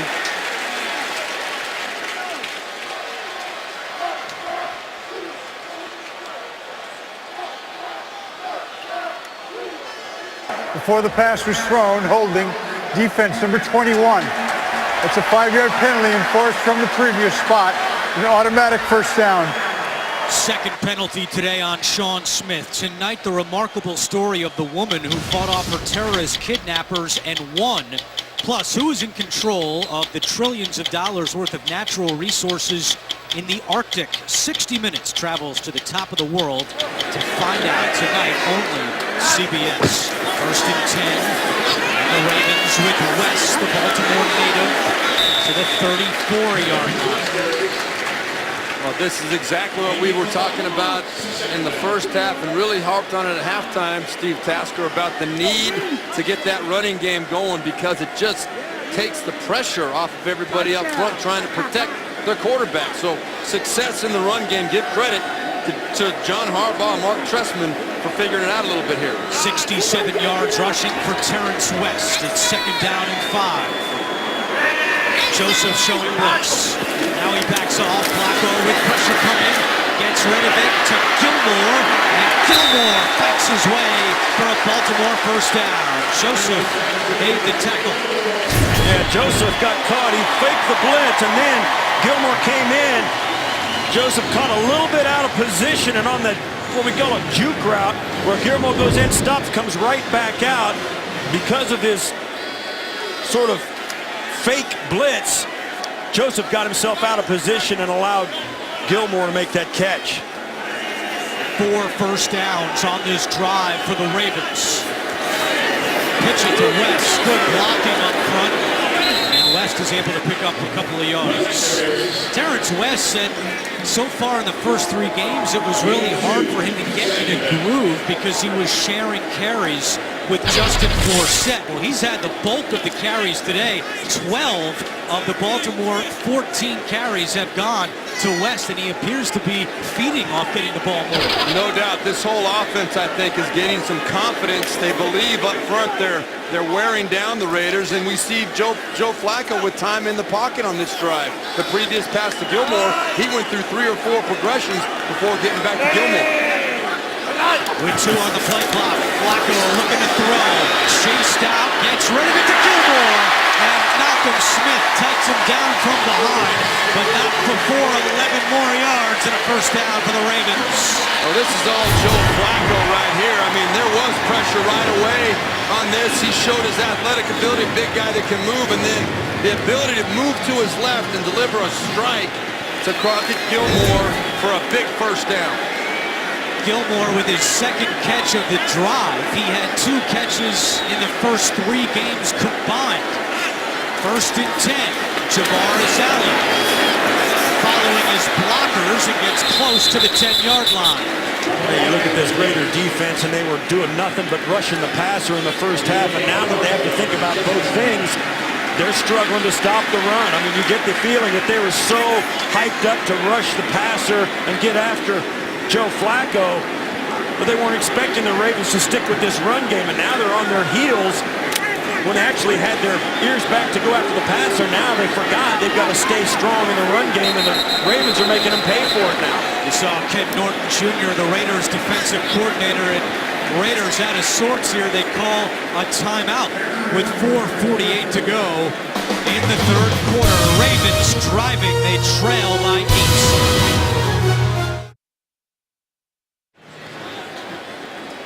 The Ravens have finally gotten their ground game going on this drive with 38 yards rushing. They have the ball at the 11-yard line. Second down and 5. West takes the pitch, running right. West cuts back at the 5. West inside the 5. First and goal for the Ravens. With Justin Forsett, a healthy scratch, watching Baltimore trying to punch it in for the first time today. This is just the old student body right there, where every offensive lineman is pulling to get outside and get leverage on the edge of that Raiders defense. Very soft for the Raiders. Terrence West, great job just taking that ball downhill as soon as he saw his crease. If they score, is it too early to go for 2? Yes, I believe it is too early to go for 2. And now Joe Flacco and the Ravens call timeout with 4 minutes to go in the third quarter. Did not look like the Ravens had the right personnel on the field, forcing them to burn a timeout. Tonight on CBS, it's the powerful season premiere of Madam Secretary. Téa Leoni stars in the hit drama tonight after NCIS Los Angeles. Only CBS. Well, how about this? No Ravens running back has rushed for a touchdown since week 16 of last year. 108 consecutive carries by Ravens running backs without a touchdown run. They do have 1 rushing touchdown this year, but it was from that man, Joe Flacco, last week in Jacksonville. And Andrew, you asked a good question about the 2-point conversion. I reconsider. I'm looking at the scoreboard at the time. I think you do go for 2 in this situation because you're going to be within 2 points if you don't make it. A field goal still gives you the win. Might as well go for the tie as you come to the end of the third quarter.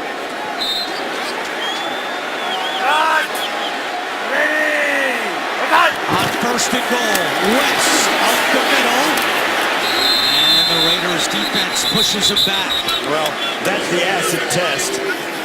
It's big boy football, and it's not rocket science. Hand it off and push him, and try and get a quick snap count. And the Raiders, for the first time in this drive, were up to the task. They have absolutely disappeared in their run defense that was so, well, actually good enough in the first half is to let Baltimore abandon it. And now they get it back in the third quarter, and it looks like the Oakland Raiders had no answer up until that last play. Ravens used Michael Pierce, the defensive tackle, at fullback on first down. He's not out there for second and goal. Juszczyk diving attempt, and it's incomplete. He was open, but Flacco and Juszczyk could not connect. Now Juszczyk, a fullback who's used to catching, he's got to turn. You see him running, and he's got his head back. You'd like to see him take a couple more steps, a hard sprint to the corner before he turns around. And you're sitting there, Steve Berline, you're looking at me nodding. He had that play wide open. Flacco couldn't have put more air under it. And Juszczyk just wasn't running the right direction. But Flacco was under a little bit of pressure from Bruce Irvin. He should have been able to deliver an easier ball to catch, but you're right about Juszczyk. Third and goal. Flacco to Juszczyk again. Cuts back at the 5. Trying to bulldoze his way in, and he did not get in. Juszczyk is down at the 1. And now, what does John Harbaugh do? He's keeping everybody on the sidelines. That's what he's doing. He's pointing at Joe Flacco and telling him, you're the guy. They're keeping Tucker on the sideline. It's 4th and 1, and it's gut check time. If you're 3-0 and you want to go 4-0, this is the kind of play that you should be able to get. I think we might, the referees are stopping the clock here, going to give a fresh clock to Joe Flacco. I was going to say that clock was getting down, but they stopped it at 12 seconds. But I was looking for a timeout to think about this decision for a little bit. This year, Baltimore 1 for 3 on 4th downs. They've only scored 4 touchdowns the entire season. A critical 4th down play here with 2:49 to go in the third quarter. Javaris Allen in at running back. Flacco going to try to do it himself. Pushing forward. And he's in! Touchdown, Ravens! Second rushing touchdown this year for Joe Flacco, and Baltimore keeping its offense on the field. They're going to go for 2. What a gutsy call by John Harbaugh, Mark Trestman, and coming through. I'm going to tell you right now, if I'm playing quarterback, and I was in that situation many times, I did not like that call. I didn't want it put on my shoulders from that situation where I got to power through a team that's looking for the quarterback sneak. Well, I think, too, you saw a veteran quarterback there. Derek Carr earlier in the game didn't use the snap count and couldn't get a short yardage play. Joe Flacco kind of quick snapped that and used the momentum of the moment to make them not ready for that snap and pushed it in. All right, here they go for 2 to try to tie the game. Flacco looking to go to the air, and it's intercepted by Sean Smith. And Smith is taken down at the 10. So the Ravens not able to cash in on the 2-point conversion, but they do score their 5th touchdown of the season. They pull within 2. 2:41 to go, third quarter. Ravens pull within 2, and just like we all expected at the beginning of the season, Joe Flacco leads the Ravens in rushing touchdowns this year, coming off the torn ACL last year, his 2nd rushing touchdown of the year and 15th of Flacco's career. Rashard will take a knee, and the Raiders will get the ball back at their own 25-yard line. Their lead has been trimmed to 2. How about the calls yesterday from our Vern Lundquist? Another great game in the SEC. Well, Oakland has been shut out offensively in this half so far with just 5 yards compared to the Ravens with 101 in the third quarter. First and 10 for the Raiders from their own 25-yard line. Latavius Murray at running back. And he gets the handoff on first down, trying to get to the outside. Good job defensively by the Ravens, stacking up Murray. It'll be 2nd down with 2.5 to go in the third. And Andrew, you talked about how the Raiders only had 5 yards coming into this drive. They've only had 3 plays. The Ravens have done a good job of keeping the ball away from them. You keep the ball away from a potent offense, that's the best defense you can play. And this year, the Ravens have only allowed 10 second-half points the whole year, tied for the fewest in the NFL, along with the Philadelphia Eagles. So their defense has been on its game in the second half this year. Carr looking for Crabtree, miscommunication and incomplete. Crabtree was putting back to the middle of the field. Carr threw it to the outside, and it's 3rd and 9. And all of a sudden, the Raiders offense looks unsure of itself. This Raven defense, John Harbaugh and Dean Pease, the defensive coordinator, they are masters at halftime adjustments. That's no accident that they've only given up 3 points in the 4th quarter of their games this season and 10 points overall in the second half. That is a coaching staff that's really got it together. Dean Pease has Elvis Dumervil on the field for 3rd down and 9. Carr out of the shotgun with 3 on the play clock. Dumervil coming. Dumervil forces Carr to get rid of it. Great grab by Roberts, but he had to go low, and he's tackled well short of the 1st down. Elvis Dumervil bringing the heat on Derek Carr. It was Eric Weddle that really caused the problem. So you're going to see right here, there's Weddle. He's going to shoot up in the gap, and he's the one that flushes Flacco to the outside toward Dumervil. You see, Weddle was coming untouched. That allowed Dumervil to come off and put the extra pressure on Flacco. Very well executed by the Ravens. 6th 3-and-out today by the Raiders. They had 3 in their first 3 games. And Marquette King's punt out of bounds just inside the 25-yard line with 1:14 to go. So Joe Flacco has all of Baltimore's rushing touchdowns this season. 2 of them. This was last week in Jacksonville, taking it in for Baltimore, and then again today on 4th and goal. Let me ask you a question that I know the answer to. Which one of those quarterback runs would you rather make, Steve Brookline? I think it's the one wide open to the corner. Yeah, there's nothing fun about a quarterback sneak. No, there isn't. There isn't. And I think on that last play we showed the replay, I might have called Derek Carr Flacco. We were talking about Derek Carr getting flushed. 1st and 10 for the Ravens. Flacco to the air. The Juszczyk has some room on the far side. And Juszczyk bounces his way for a Baltimore 1st down. You're going to see Ben Heaney. This is one of the guys now, when they were struggling defensively, Heaney's one of the guys they took off the field to make their defense get a little better. Heaney gets caught in coverage, was hesitant to go out and cover the fullback, and as a result, gives up the 1st down. And once again, the Ravens looking good on offense. Juszczyk ties a career high. That's his 5th catch of the day.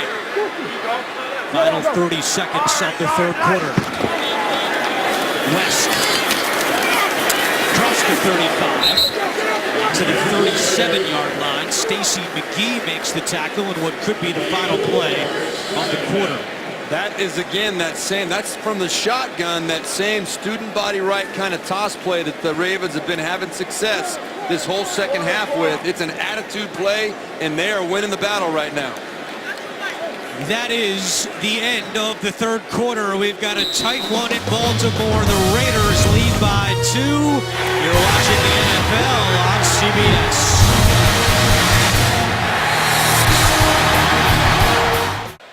No surprise to see these 2 teams involved in another close game. Since the start of last year, the Ravens have played 17 games decided by 8 points or fewer. Oakland tied for the 2nd most with 14 games. Another 2-point game right here. And Flacco's first pass in the 4th quarter is low and incomplete. Joe Flacco so far this year has the 2nd worst quarterback rating in the 4th quarter among all quarterbacks in the NFL. He's thrown no touchdowns and 2 interceptions. And that is really surprising for a quarterback of Joe Flacco's experience. It just talks about how this offense has struggled all year. 3rd down and 6 for Baltimore. Empty backfield. Flacco. He's hit from behind by Irvin, and he lost the football. And Oakland recovers. Danique Nico Autry recovered after the hit by Bruce Irvin, and the first turnover of the game belongs to the Oakland Raiders. Well, it's just what the Raiders needed. Flacco got flushed out of there, but he's got to have awareness of what's coming behind him. You see a lot of times quarterbacks peeking back real quick to see if there's any pressure coming behind him. Bruce Irvin right there, he sensed it, he smelled the blood and went in there and finished it off. Bruce Irvin with his third forced fumble of the season. He had one last week as well in the win over Tennessee. And now let's see if the Raiders can capitalize. They have it 1st and 10 at the Baltimore 29-yard line. DeAndre Washington running back. It's a play action. Florida Washington has some room. Washington is stood up at the 23-yard line. C.J. Mosley makes the tackle. Well, it's a nice play by the Raiders, but Washington will learn quick. When you're coming out there, it's better to make these guys miss. That's not making him miss. A great tackle by Mosley. We spoke about the athleticism of these linebackers early on. That's a good tackle on a good play by the Raider offense. Mosley putting a stop to it. No! 2nd and 3. Washington close to the first down, but he's going to be a half-yard shy, so it'll be 3rd and short for the Raiders. DeAndre Washington, the rookie 5th-round pick out of Texas Tech. His snaps each week of the season have increased a season-high 18 last week in Nashville against the Titans. He's not on the field for this big 3rd down and 1 as the Ravens try to force Oakland to kicking a field goal. And the fans are sensing the significance of this play. They pitch it to Murray, trying the right side. Nothing doing. A flag comes in. This may be a hold. Zadarius Smith was in on the tackle. As Ed Hockley converse with his It looks crew. like they're talking about the defense now, that it's a long conversation. You start to raise your eyebrows if you're a defender, because it's usually cut and dried if it's an offensive penalty, and now I think the Ravens are going to probably decline. I think it's going to end up going against the Raiders by the looks of it. Eric Weddle's looking over to John it's a Harbaugh. personal foul. Yeah, and you should decline this. During the play, personal foul, unnecessary roughness, offense number 66. 15 yards, repeat 3rd down. Well, Now they're trying to get him out of field goal range. you got Sebastian Janikowski, who's made more 50-yard field goals than any kicker in the history of the game. Penalty was on Gabe Jackson. He's the right guard out of Mississippi State. See, Jackson got pushed from behind by Jernigan on the right side of your screen. And it happened early in the play.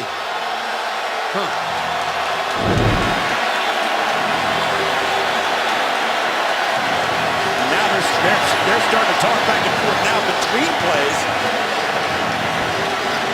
Now keep in mind, Coleccio Assembly is down there on the Raiders offensive line. The former Raven had a lot of things to say this week, including he was looking forward to pancake blocking. Some of his former teammates said there was one coach that he did not like in his time with Baltimore. Said his feelings were hurt when the Ravens didn't offer him enough money to stay. So he said it would be an emotional game. He's kept him in check to this point. And he's an emotional player. And here in the 4th quarter, a 2-point game, emotions boiling over a little bit. I think this is a dangerous situation for the Ravens, though. I think you should decline the penalty in that situation. You're still in Sebastian Janikowski's field goal range, and what if the Raiders make a play here?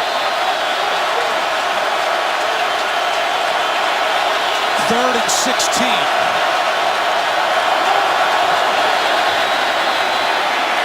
Carr looking for Cooper, comes back and makes the catch.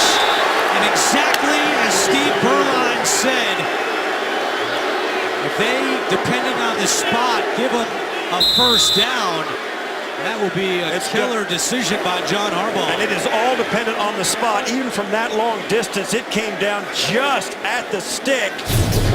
And this might be even worth a challenge by either team if it goes against them. It looked like he was significantly past that 20.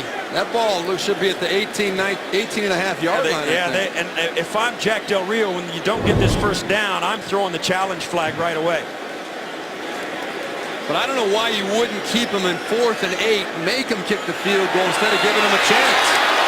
I throw the challenge flag right now if I'm Jack Del Rio, and he's not going to do it. Now they're going to go for it. I'd throw a challenge flag. I think that was a bad spot by the official. I think they got shortchanged on it. I think Cooper was well past the 19-yard line. It's where his behind hits the ground, where the ball is. I don't know. Maybe. I don't know if you. Yeah, I don't know if you challenge that after all. You might. All you need is an inch. Well, that's what they're going to try to accomplish right here. Jack Del Rio keeping his offense on the field, 4th and inches. It's all about the snap count. You got to get them off the snap count. 1 for 2 on 4th downs this year. Latavius Murray on running back. They might be trying to draw him off sides. Lots of movement on the line. Carr is taken down, but who moved first? The Ravens were in the neutral zone. If Derek Carr thinks it's against the Ravens. It is against the Ravens. Mosley was in the neutral zone at the end of the line of scrimmage, and the offensive lineman made contact as a reaction, and that's on the defense. Offside, defense, number 98. 5-yard penalty results in a first down. I'll tell you that the Ravens were shot out of a cannon on that play. Just a little bit too early. Right here, look, they're in it. There you go, right there. Yeah, they had that was 5 guys there. in the neutral zone. They called it on Brandon Williams. It's the first defensive penalty today against Baltimore, and the drive continues for the Raiders. 1st and 10 from just inside the 15-yard line.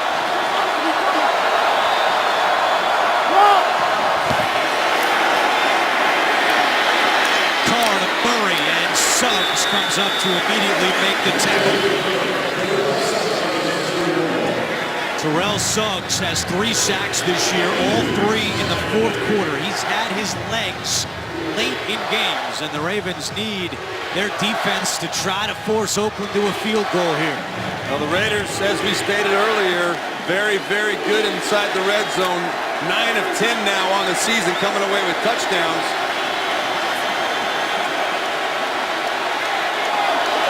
Three receiver set. Murray at running back on 2nd and 9. Carr gives it to Latavius Murray. And Murray is taken down again by Terrell Suggs as Murray lost his helmet. I think Latavius Murray had a chance to cut this back. He ran into the pressure, Terrell Suggs and the rest of his purple friends, but I think there was a cutback lane back to the right behind the center. Murray will watch this 3rd down and 8 play. Jalen Richard at running back.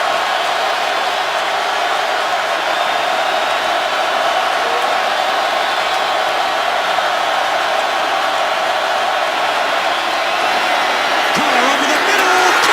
Touchdown! Crabtree, his 2nd of the day. That's a big-time throw.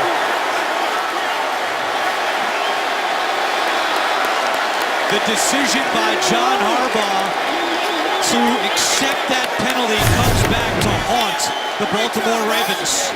Well, they give Crabtree a free release, and you can see he knows he's going to get lit up by Weddle, but Carr puts enough on it to give him enough time to flinch and brace for the hit, and it turns into the touchdown. Weddle stays down on it for a moment, but he gets up and walks off.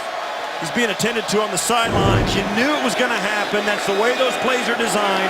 Give your receiver a chance to catch it and brace for impact because you know it's on the way. And Weddle didn't disappoint. Spectacular throw and catch on a tough 3rd and long situation against a great defense. You got to tip your hat to Derek Carr, Michael Crabtree. Extra point by Janikowski makes it a 2-possession game. 21-12. Carr, 3 touchdowns on the day. Raiders lead 21-12.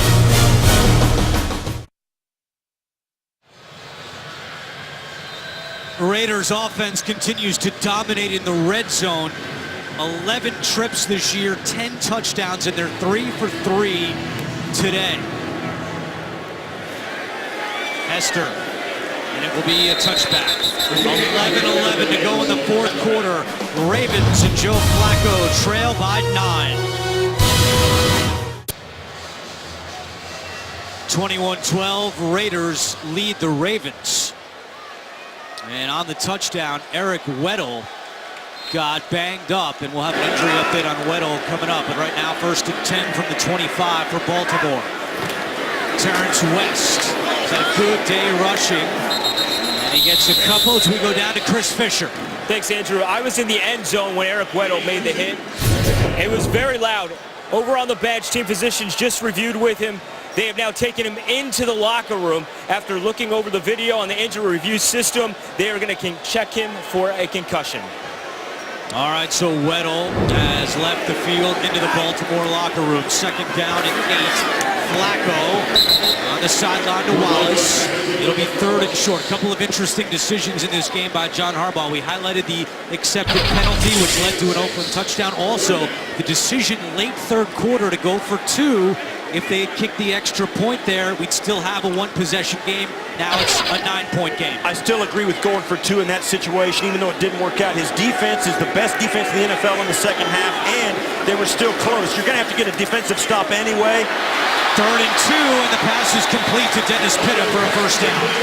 You're going to have to get a defensive stop anyway, so you got to go for 2 to make it a tie ball game.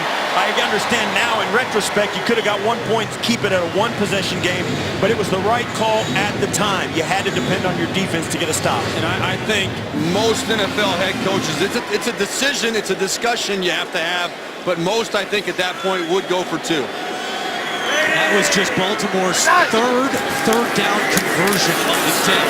First, they give it to Buck Allen, and he moves Baltimore closer to midfield.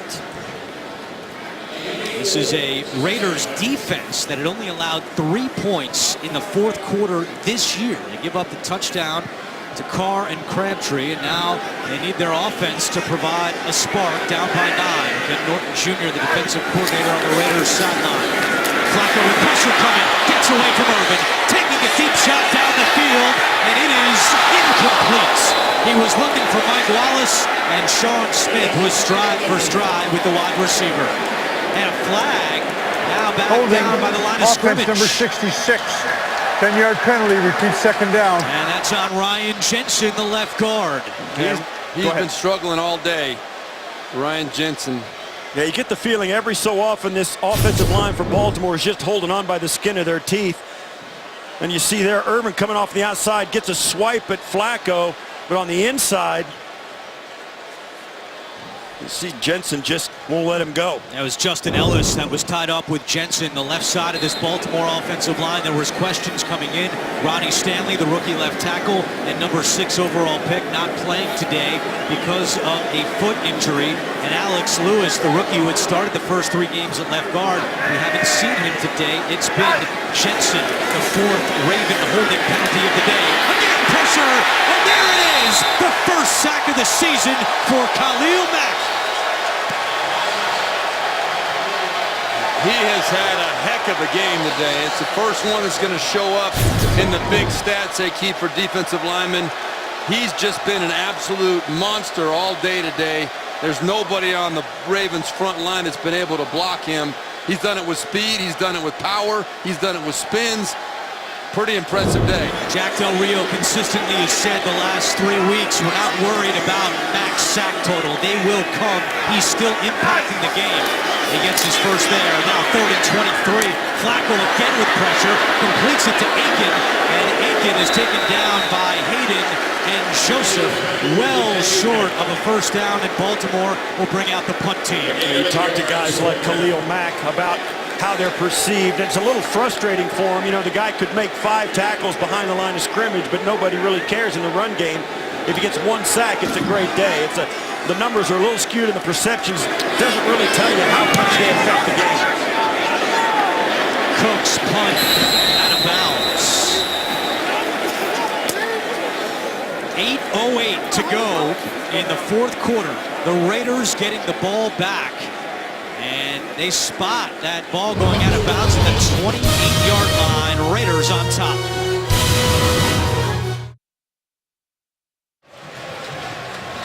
Ravens defense needs a big stand here. They will be without Eric Weddle at the start of this drive. We showed you he went into the locker room. He evaluated for a concussion. Kendrick Lewis taking his place at safety. And Carr throwing on first down. Completes for a short gain to Michael Rivera. Thursday, your weekend starts here when the Cardinals tackle the Niners. It's Thursday Night Football on CBS, NFL Network, and Twitter. First catch of the season for Michael Rivera. Seeing extended time today after Lee Smith went out in the first half with an ankle injury. Now Oakland going to try to use some clock inside 7:40 to go.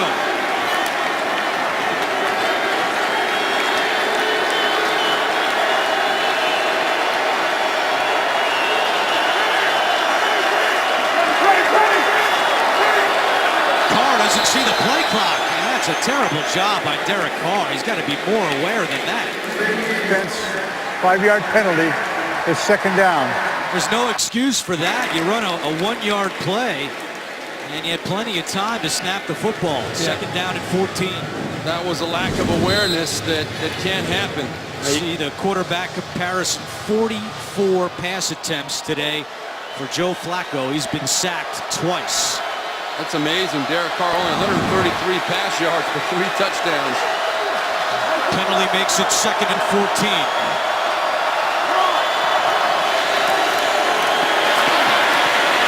Carr on the run. Nobody home, and he just throws it away. And it will be third down and long for the Raiders. Good coverage by the Ravens secondary. Yeah, this is a coverage sack. Carr breaks contain, and the receivers, they just stopped. I mean, Crabtree's trying a little bit, but you got to do something really hard for the quarterback when he breaks contain. You got to make yourself available, and all the Raider receivers turned into spectators and just said, yeah, and they decided for Derek Carr that they're going to let him throw that one away. They got to try and continue to get open. That's how big plays happen. When you go off the page and get open down the field on a broken play. Raiders broke the huddle late. 2 on the play clock. They snap it with 1. Carr to Crabtree, incomplete. Coverage on the play by Sharice Wright, and the Ravens defense does its job. They force Marquette King to come out for an Oakland punt. Yeah, you could tell, you kind of get the feeling the Raiders' heart just wasn't in that drive. Yeah, there was not a lot of conviction there. There was confusion and delay of game penalty. Yeah, I mean, that's a team that thinks this game is over, and it might not be true. King, high, spiraling punt to Hester from his own 22. Hester with a head of speed, and Hester with a nice return. There's a flag down on the Oakland sideline. This could be actually on either team. Usually that's the case, Steve Tasker. I mean, usually you get an idea of what it is, but over there it could be a guy who was pushed out and then blocked out of bounds, or he ran out of bounds on his own, and it's impossible to tell until they give us an idea. Now it's going to go on the Raiders.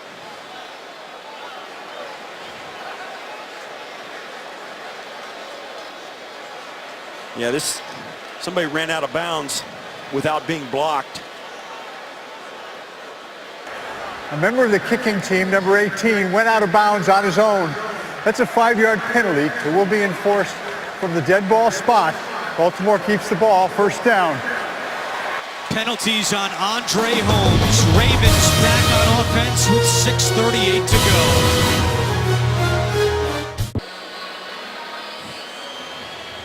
Ravens will have good field position to start this drive. Just 6:38 to go. They have 2 timeouts remaining. They'll begin at their own 48-yard line, trailing by 9. With Steve Tasker, Steve Berline, and Chris Fisher, our entire crew.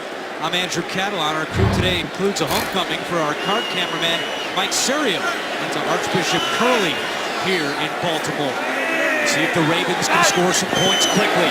Play action pass. Flacco looking for Steve Smith. He's got it in front of Anderson and breaks a tackle. Smith off to the races. Touchdown, Baltimore! 52 yards. How's that for an instant touchdown?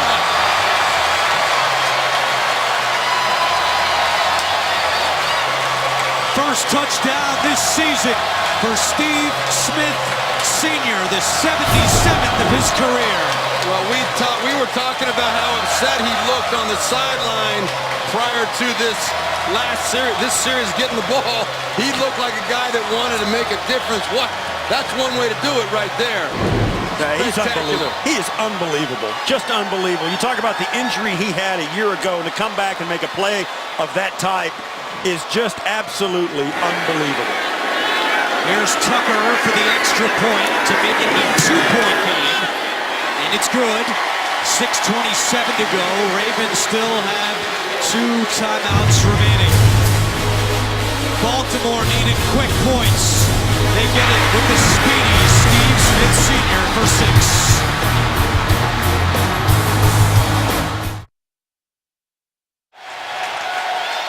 101 yards receiving for Steve Smith Sr. That's his 51st 100-yard game. And it breaks a tie for 6th all-time with Don Maynard. And we had a great chat with Smith on Friday at the Ravens practice facility. He's closing in on a number of milestones. The one that's nearest to his heart is 1,000 catches. He came into the day 23 away.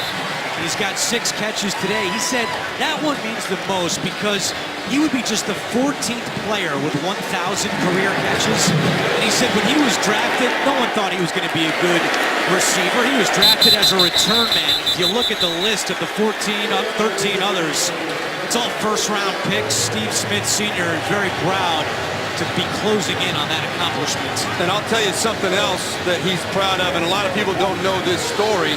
I know the guy who rehabbed Steve Smith in Charlotte, North Carolina during this offseason after a double Achilles tear. Alan Tyson was a physical therapist. He's a good friend of mine. He said that it was one of the worst Achilles he's ever seen, and he's not sure that many people could have come back from that injury, but Steve Smith's work ethic is what got it done. 1st and 10 for the Raiders. They lead by 2, 6:27 to go. Both teams with 2 timeouts remaining. Oakland starts this drive on the ground with Murray, and he gets a yard. The Raiders only have 195 yards of offense today, yet Derek Carr has thrown 3 touchdown passes, 2 to Michael Crabtree, 1 to Seth Roberts. One turnover was a Joe Flacco fumble. Another tight game. Both these teams have played a number of close games since the start of last year. Baltimore with 17 games decided by 8 points or less since the start of last season. Oakland with 14.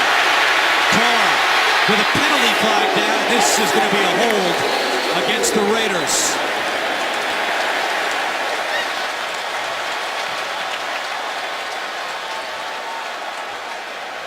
Looks like it might. Looks like it. There you go. Holding offense number 74. 10-yard penalty. We keep 2nd down.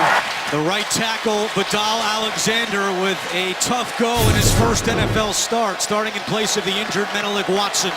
As Alexander saying he had his hands up in his face, and it looks from the back, it looks like Zadarius Smith might have done it for a moment, but there's the hold. There's no question. Alexander puts the claw on him and holds on him, and Carr just had to throw that away. But now, with this momentum completely in Baltimore's favor, you know this defense is going to do something to try and make a play here to win the game. 4th penalty today against Alexander for 35 yards.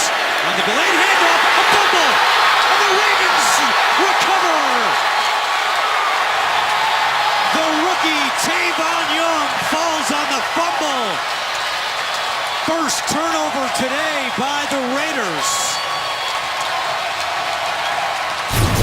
Well, this is a case of a rookie just getting a little careless with the football. A great play. I think that might have been Urban. Who is it up in there? They knocked that ball out. There was a big paw that came in from the side. It was Lawrence Guy, the sixth-year man out of Arizona State. There's a lot of ways to make a play to win a ball game, and the Ravens try and find all of them. They've got players all over their roster. It's a great culture inside the Ravens organization with a lot of great veteran players who prepare the young guys to make plays exactly like that one. And right when they needed it, a couple of plays have been made that give the Ravens a chance to take the lead for the first time. First and 10 for Baltimore. They started on the ground with West across the 15 and tackled at the 13-yard line. Oakland had gone 8 straight games without losing a fumble. That was a franchise record. And we sat with Bill Musgrave yesterday and said, how are you going to distribute your carries in the fourth quarter with 2 rookie running backs? And he said, we're still trying to figure that out. Well, they gave it to the rookie Washington, and it proves costly as we approach 5 minutes to go in the fourth quarter.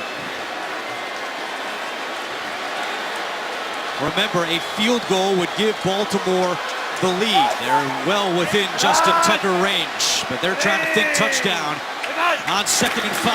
Back to West. To the 10.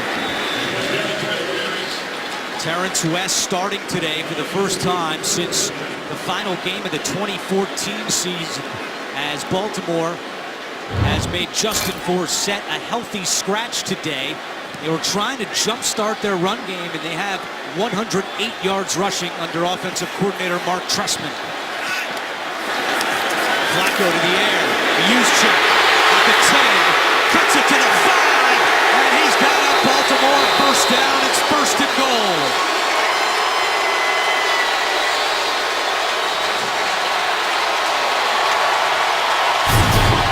Well, if you're looking for where to give credit as to why the Ravens are back in this ball game, you got to start with the guys that have made plays. Like Juszczyk has made several, but I think you start with Steve Smith. He is a lightning rod. Since he took that ball to the end zone in the last series, this whole stadium has been energized, and the Ravens now control their own destiny. First and goal for Baltimore. Juszczyk the fullback. West at running back. He gets the call out first. Up the middle and in. Touchdown, Baltimore.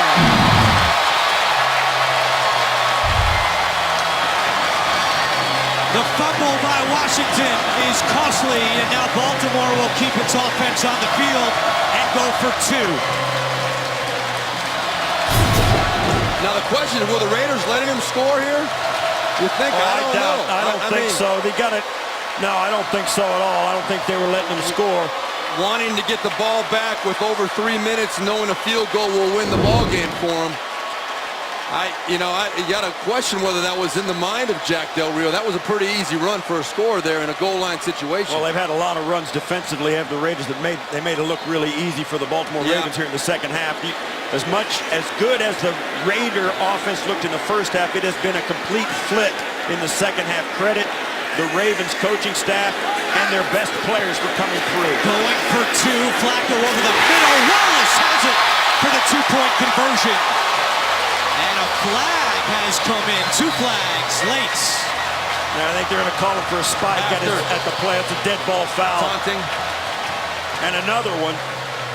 Wow. Now, the significance of the 2 points. Now, remember, with the new PAT rule, with the ball back that far, John Harbaugh wants to make, if the Raiders do end up scoring a touchdown, you want to make them have to make that extra point to win the game. Janikowski missed 1 extra point last year, 7 for 7 this year. I think this 2 points going to count. There were 2 fouls after the try was over, both on the offense, Baltimore. One was an unsportsmanlike conduct foul for celebration. That foul is declined. There was also an unsportsmanlike taunting foul on number 17. If number 17 commits another foul of that category in this game, he will be disqualified. That 15-yard penalty will be enforced on the kickoff. 2-point conversion stands. Penalty on Wallace. Another look. Well, yeah, this is right in the back. Right there, spiking it on top of the defender is the penalty.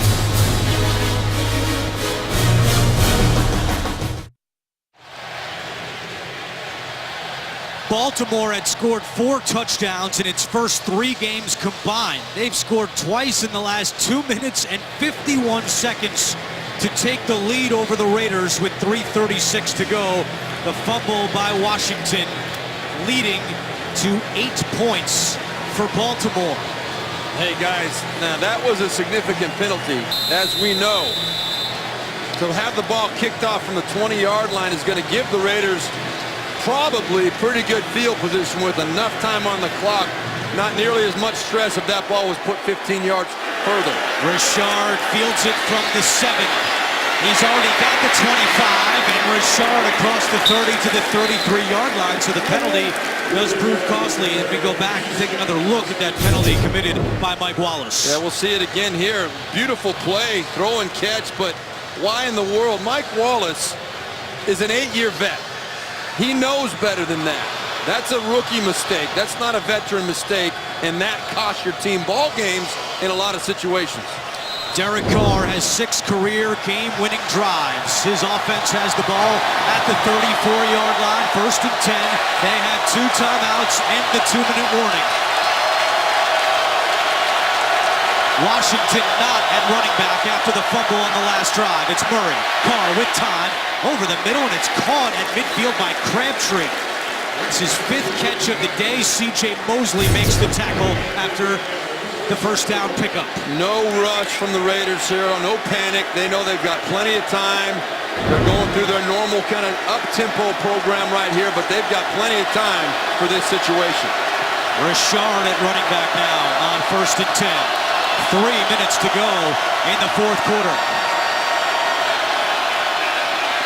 Good protection. Carr sideline, caught again by Crabtree, and another first down by the Raiders, a gain of 12. Yeah, I know it sounds crazy a little bit after the way the Raiders offense has not really shown up here in the second half, but they're really thinking now you don't want to score too fast, because if they score the touchdown and get the extra point, a field goal beats them, and you don't want to give Joe Flacco, with 2 timeouts remaining, any more time than you can. They want to score a touchdown with no time left, and they got 2:53. That's a lot of time to waste if you're the Raiders. From the Baltimore 40-yard line, Carr out of the shotgun. Baltimore showing pressure. Carr off the hands of Richard and incomplete. Coming up on the Subway postgame show, join JB, Tony, Bart, Boomer, and Coach Cower. They'll have all the latest NFL scores and highlights all coming up on the Subway postgame show. Well, that's the 2nd time today that Richard has missed a pass in front of Derek Carr. It seems like he's having trouble when he comes across the middle, finding that football, and Carr's putting some zip on it too. Tough catch for the young running back. Eric Weddle earlier in the half evaluated for a concussion. He's back out on the field for the Ravens in his normal safety position. 4 on the play clock. Suggs coming, and Carr completes it to Walford. The tight end takes it down to the 22, a gain of 17.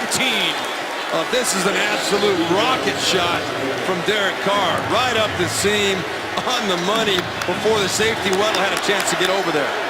No huddle with 2:29 to go and 2 timeouts. Good protection again. Carr with the end zone, incomplete. It was a dangerous pass by Carr. Looking once again for his tight end Walford, who is slow to get up. Now this is another defensive back that went in low, and Walford took the brunt of it. Oakland has already lost 1 tight end today. Lee Smith out with an ankle injury.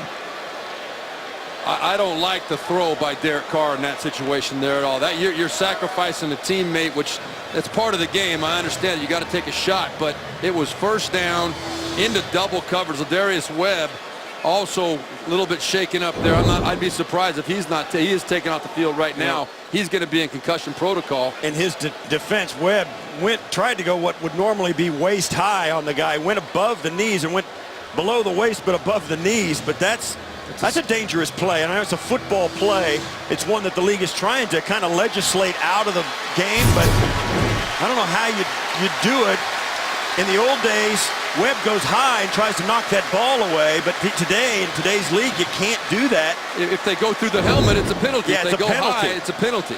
So they're forced to go lower than they used to when we played. And now Ladarius Webb, you see on the Ravens sideline being attended to by the UNC. Unaffiliated neurotrauma consultant, that's what UNC stands for. And Walford, walking off under his own power, received a nice hand from the fans here in Baltimore. 2:21 to go, fourth quarter. Ravens trying to go 4-0 for just the second time in team history. The only other time was 2006.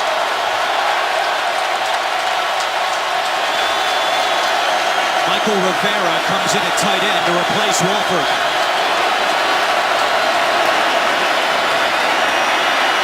Carr taking a shot in the end zone for Crabtree. Did he get the feet down? Yes, he did!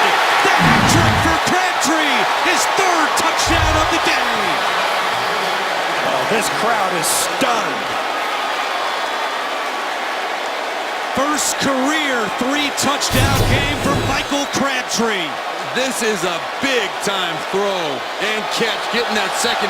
Well, let's see if He that got left it. foot, He had was it. it down already? Oh, yeah, he had his right foot is down. Oh, what a play. What a route by Crabtree.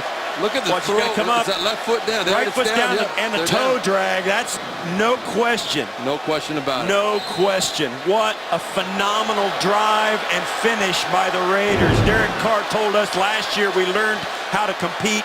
This year we've learned how to finish. And now a big extra point, Janikowski for the lead, and it's good. Janikowski has not missed an extra point this season. Carr ties a career high with his fourth touchdown of the game.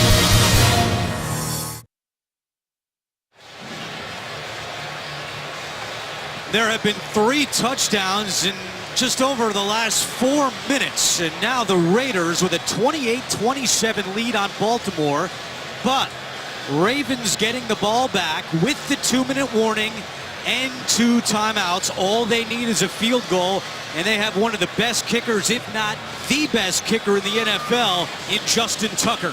And they have a Super Bowl winning quarterback who's in a situation he should be very comfortable with, and I think he would be disappointed, and so would his head coach, John Harbaugh, if they didn't find a way to make this very interesting. Janikowski with a low kick, bounces at the 5. Here comes Devin Hester. And Hester is upended.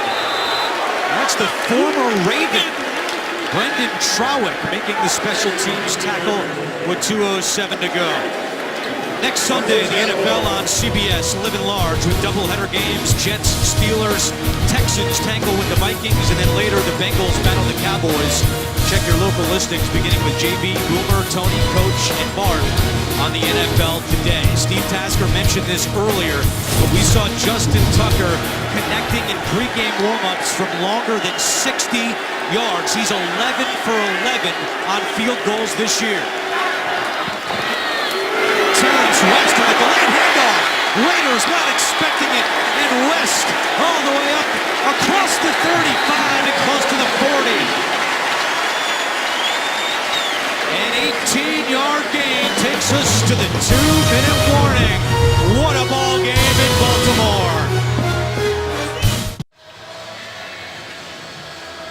With Steve Tasker, Steve Berline, Chris Fisher, I'm Andrew Catalon, our entire NFL on CBS crew. We've got quite a ball game here in Baltimore as the Ravens try to go to 4-0. They trail by 1:59 to go. They have 2 timeouts remaining. All they need to do is get in Justin Tucker field goal range. Joe Flacco with 26 career game-winning drives in the fourth quarter or overtime. They keep it on the ground with West, and not much doing that time. Terrence West over 100 yards rushing. His first 100-yard rushing game since the first game of his career as a Cleveland Brown. He comes out for second down and 9. 1:40 to go.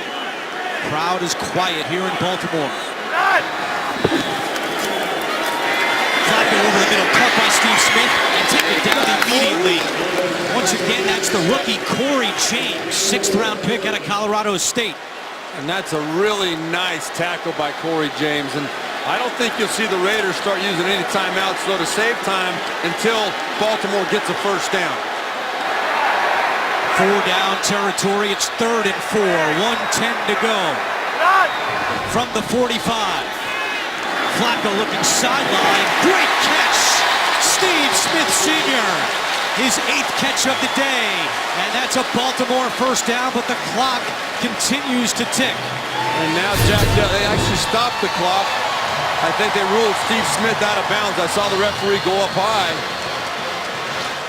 Well, Harbaugh right there calling the timeout. So John Harbaugh, that's why the clock stopped, electing to use one of his final 2 timeouts. So Baltimore has 1 remaining with 1:01 to go. Well, from the pregame warm-up that we saw, Justin Tucker, they're 5 yards from field goal range right now or less. Tucker hit a 65-yarder going this direction in pregame that was halfway up the uprights. I mean, he launched it. So if they get another 3 or 4 yards, no matter if it is, whatever happens, on 4th down, they're going to attempt the kick. That's not what they want, though, obviously. They'd like to make it a little bit easier if they could. Flacco back to the air, and it's dropped. The rookie, Chris Moore, had it in his hands, and it falls incomplete. Yeah, you got to think the Raiders should be, and no question, they don't want to give another yard.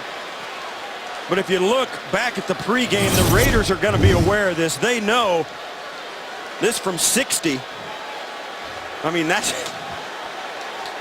a long way. He hit one from 65 as well, so you know they're going to give it a shot. His career long is 61. Flacco in trouble, and just tosses this one up and nearly intercepted. Reggie Nelson nearly picked it off. Dangerous play by Flacco. Great pressure from the Raiders up front, right in Flacco's face, but this is a careless throw on his part. You saw right up the gut was Carl Joseph, got a hand on it. If he didn't get a hand on that, Nelson would have intercepted that ball. 3rd down and 10 from midfield. From here would be a 68-yard field goal. Tucker's career long came 3 years ago from 61.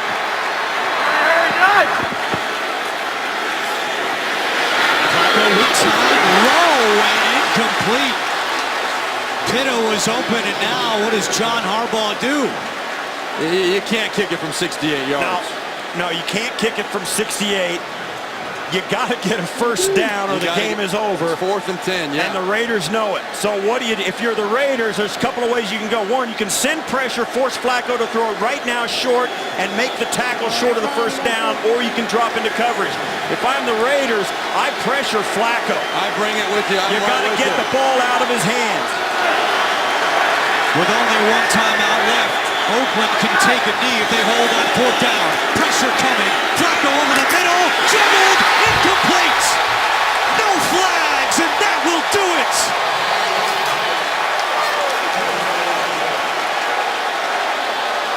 Jack Del Rio and the Raiders will win their first 3 road games for the first time since the 2000 season. This is an absolutely monumental win for the Raiders. This young football team, as you said, it was a great play by the Raider defensive backs. That was what Joe Flacco had to do. Hoped that one of his guys could come down with a play, but played very well by the defense. We've got a player hurt on the field as well right now. That was Kamar Aiken, who had a good chance to bring that one in. We mentioned earlier that Flacco wanted to utilize Aiken more in today's game. He goes to him on the biggest play of the game, but he was not able to come up with the catch. That was Reggie Nelson on the hit. That's a rib shot, and good to see Kamar Aiken up. But for this Raiders team, Jack Del Rio, he knows the significance of being 3-1. All 3 of those wins on the road, back east. Nashville is the furthest west they were so far in these 3 wins. This is a team now that really believes they can go anywhere and win a ball game. Well, and also going on the road in the NFL is tough enough. West Coast to East Coast, and meeting a team that is 3-0 undefeated on the season and pulling out the victory, enormous for the vibe of this Oakland Raider team. Oakland 3-1. Its best start since 2002. That's the year they went to the Super Bowl. Subway postgame show is coming up. Derek Carr will take one more knee. 4 touchdown passes today for Derek Carr. 3 to Michael Crabtree. This is an Oakland team that uses 9 rookies, a young team going on the road, and they improve to 3-1 on the year.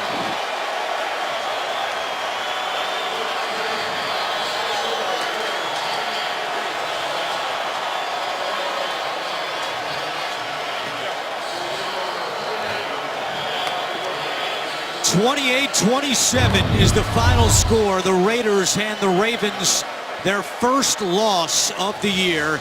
It's an Oakland team that now goes home for its next 2 games against San Diego and Kansas City. For Steve Tasker, Steve Berline, Chris Fisher, I'm Andrew Catalon saying so long from Baltimore. You've been watching the NFL on CBS. Coming up, the Subway postgame show will take you back to New York for all the scores and highlights, all coming up right after this.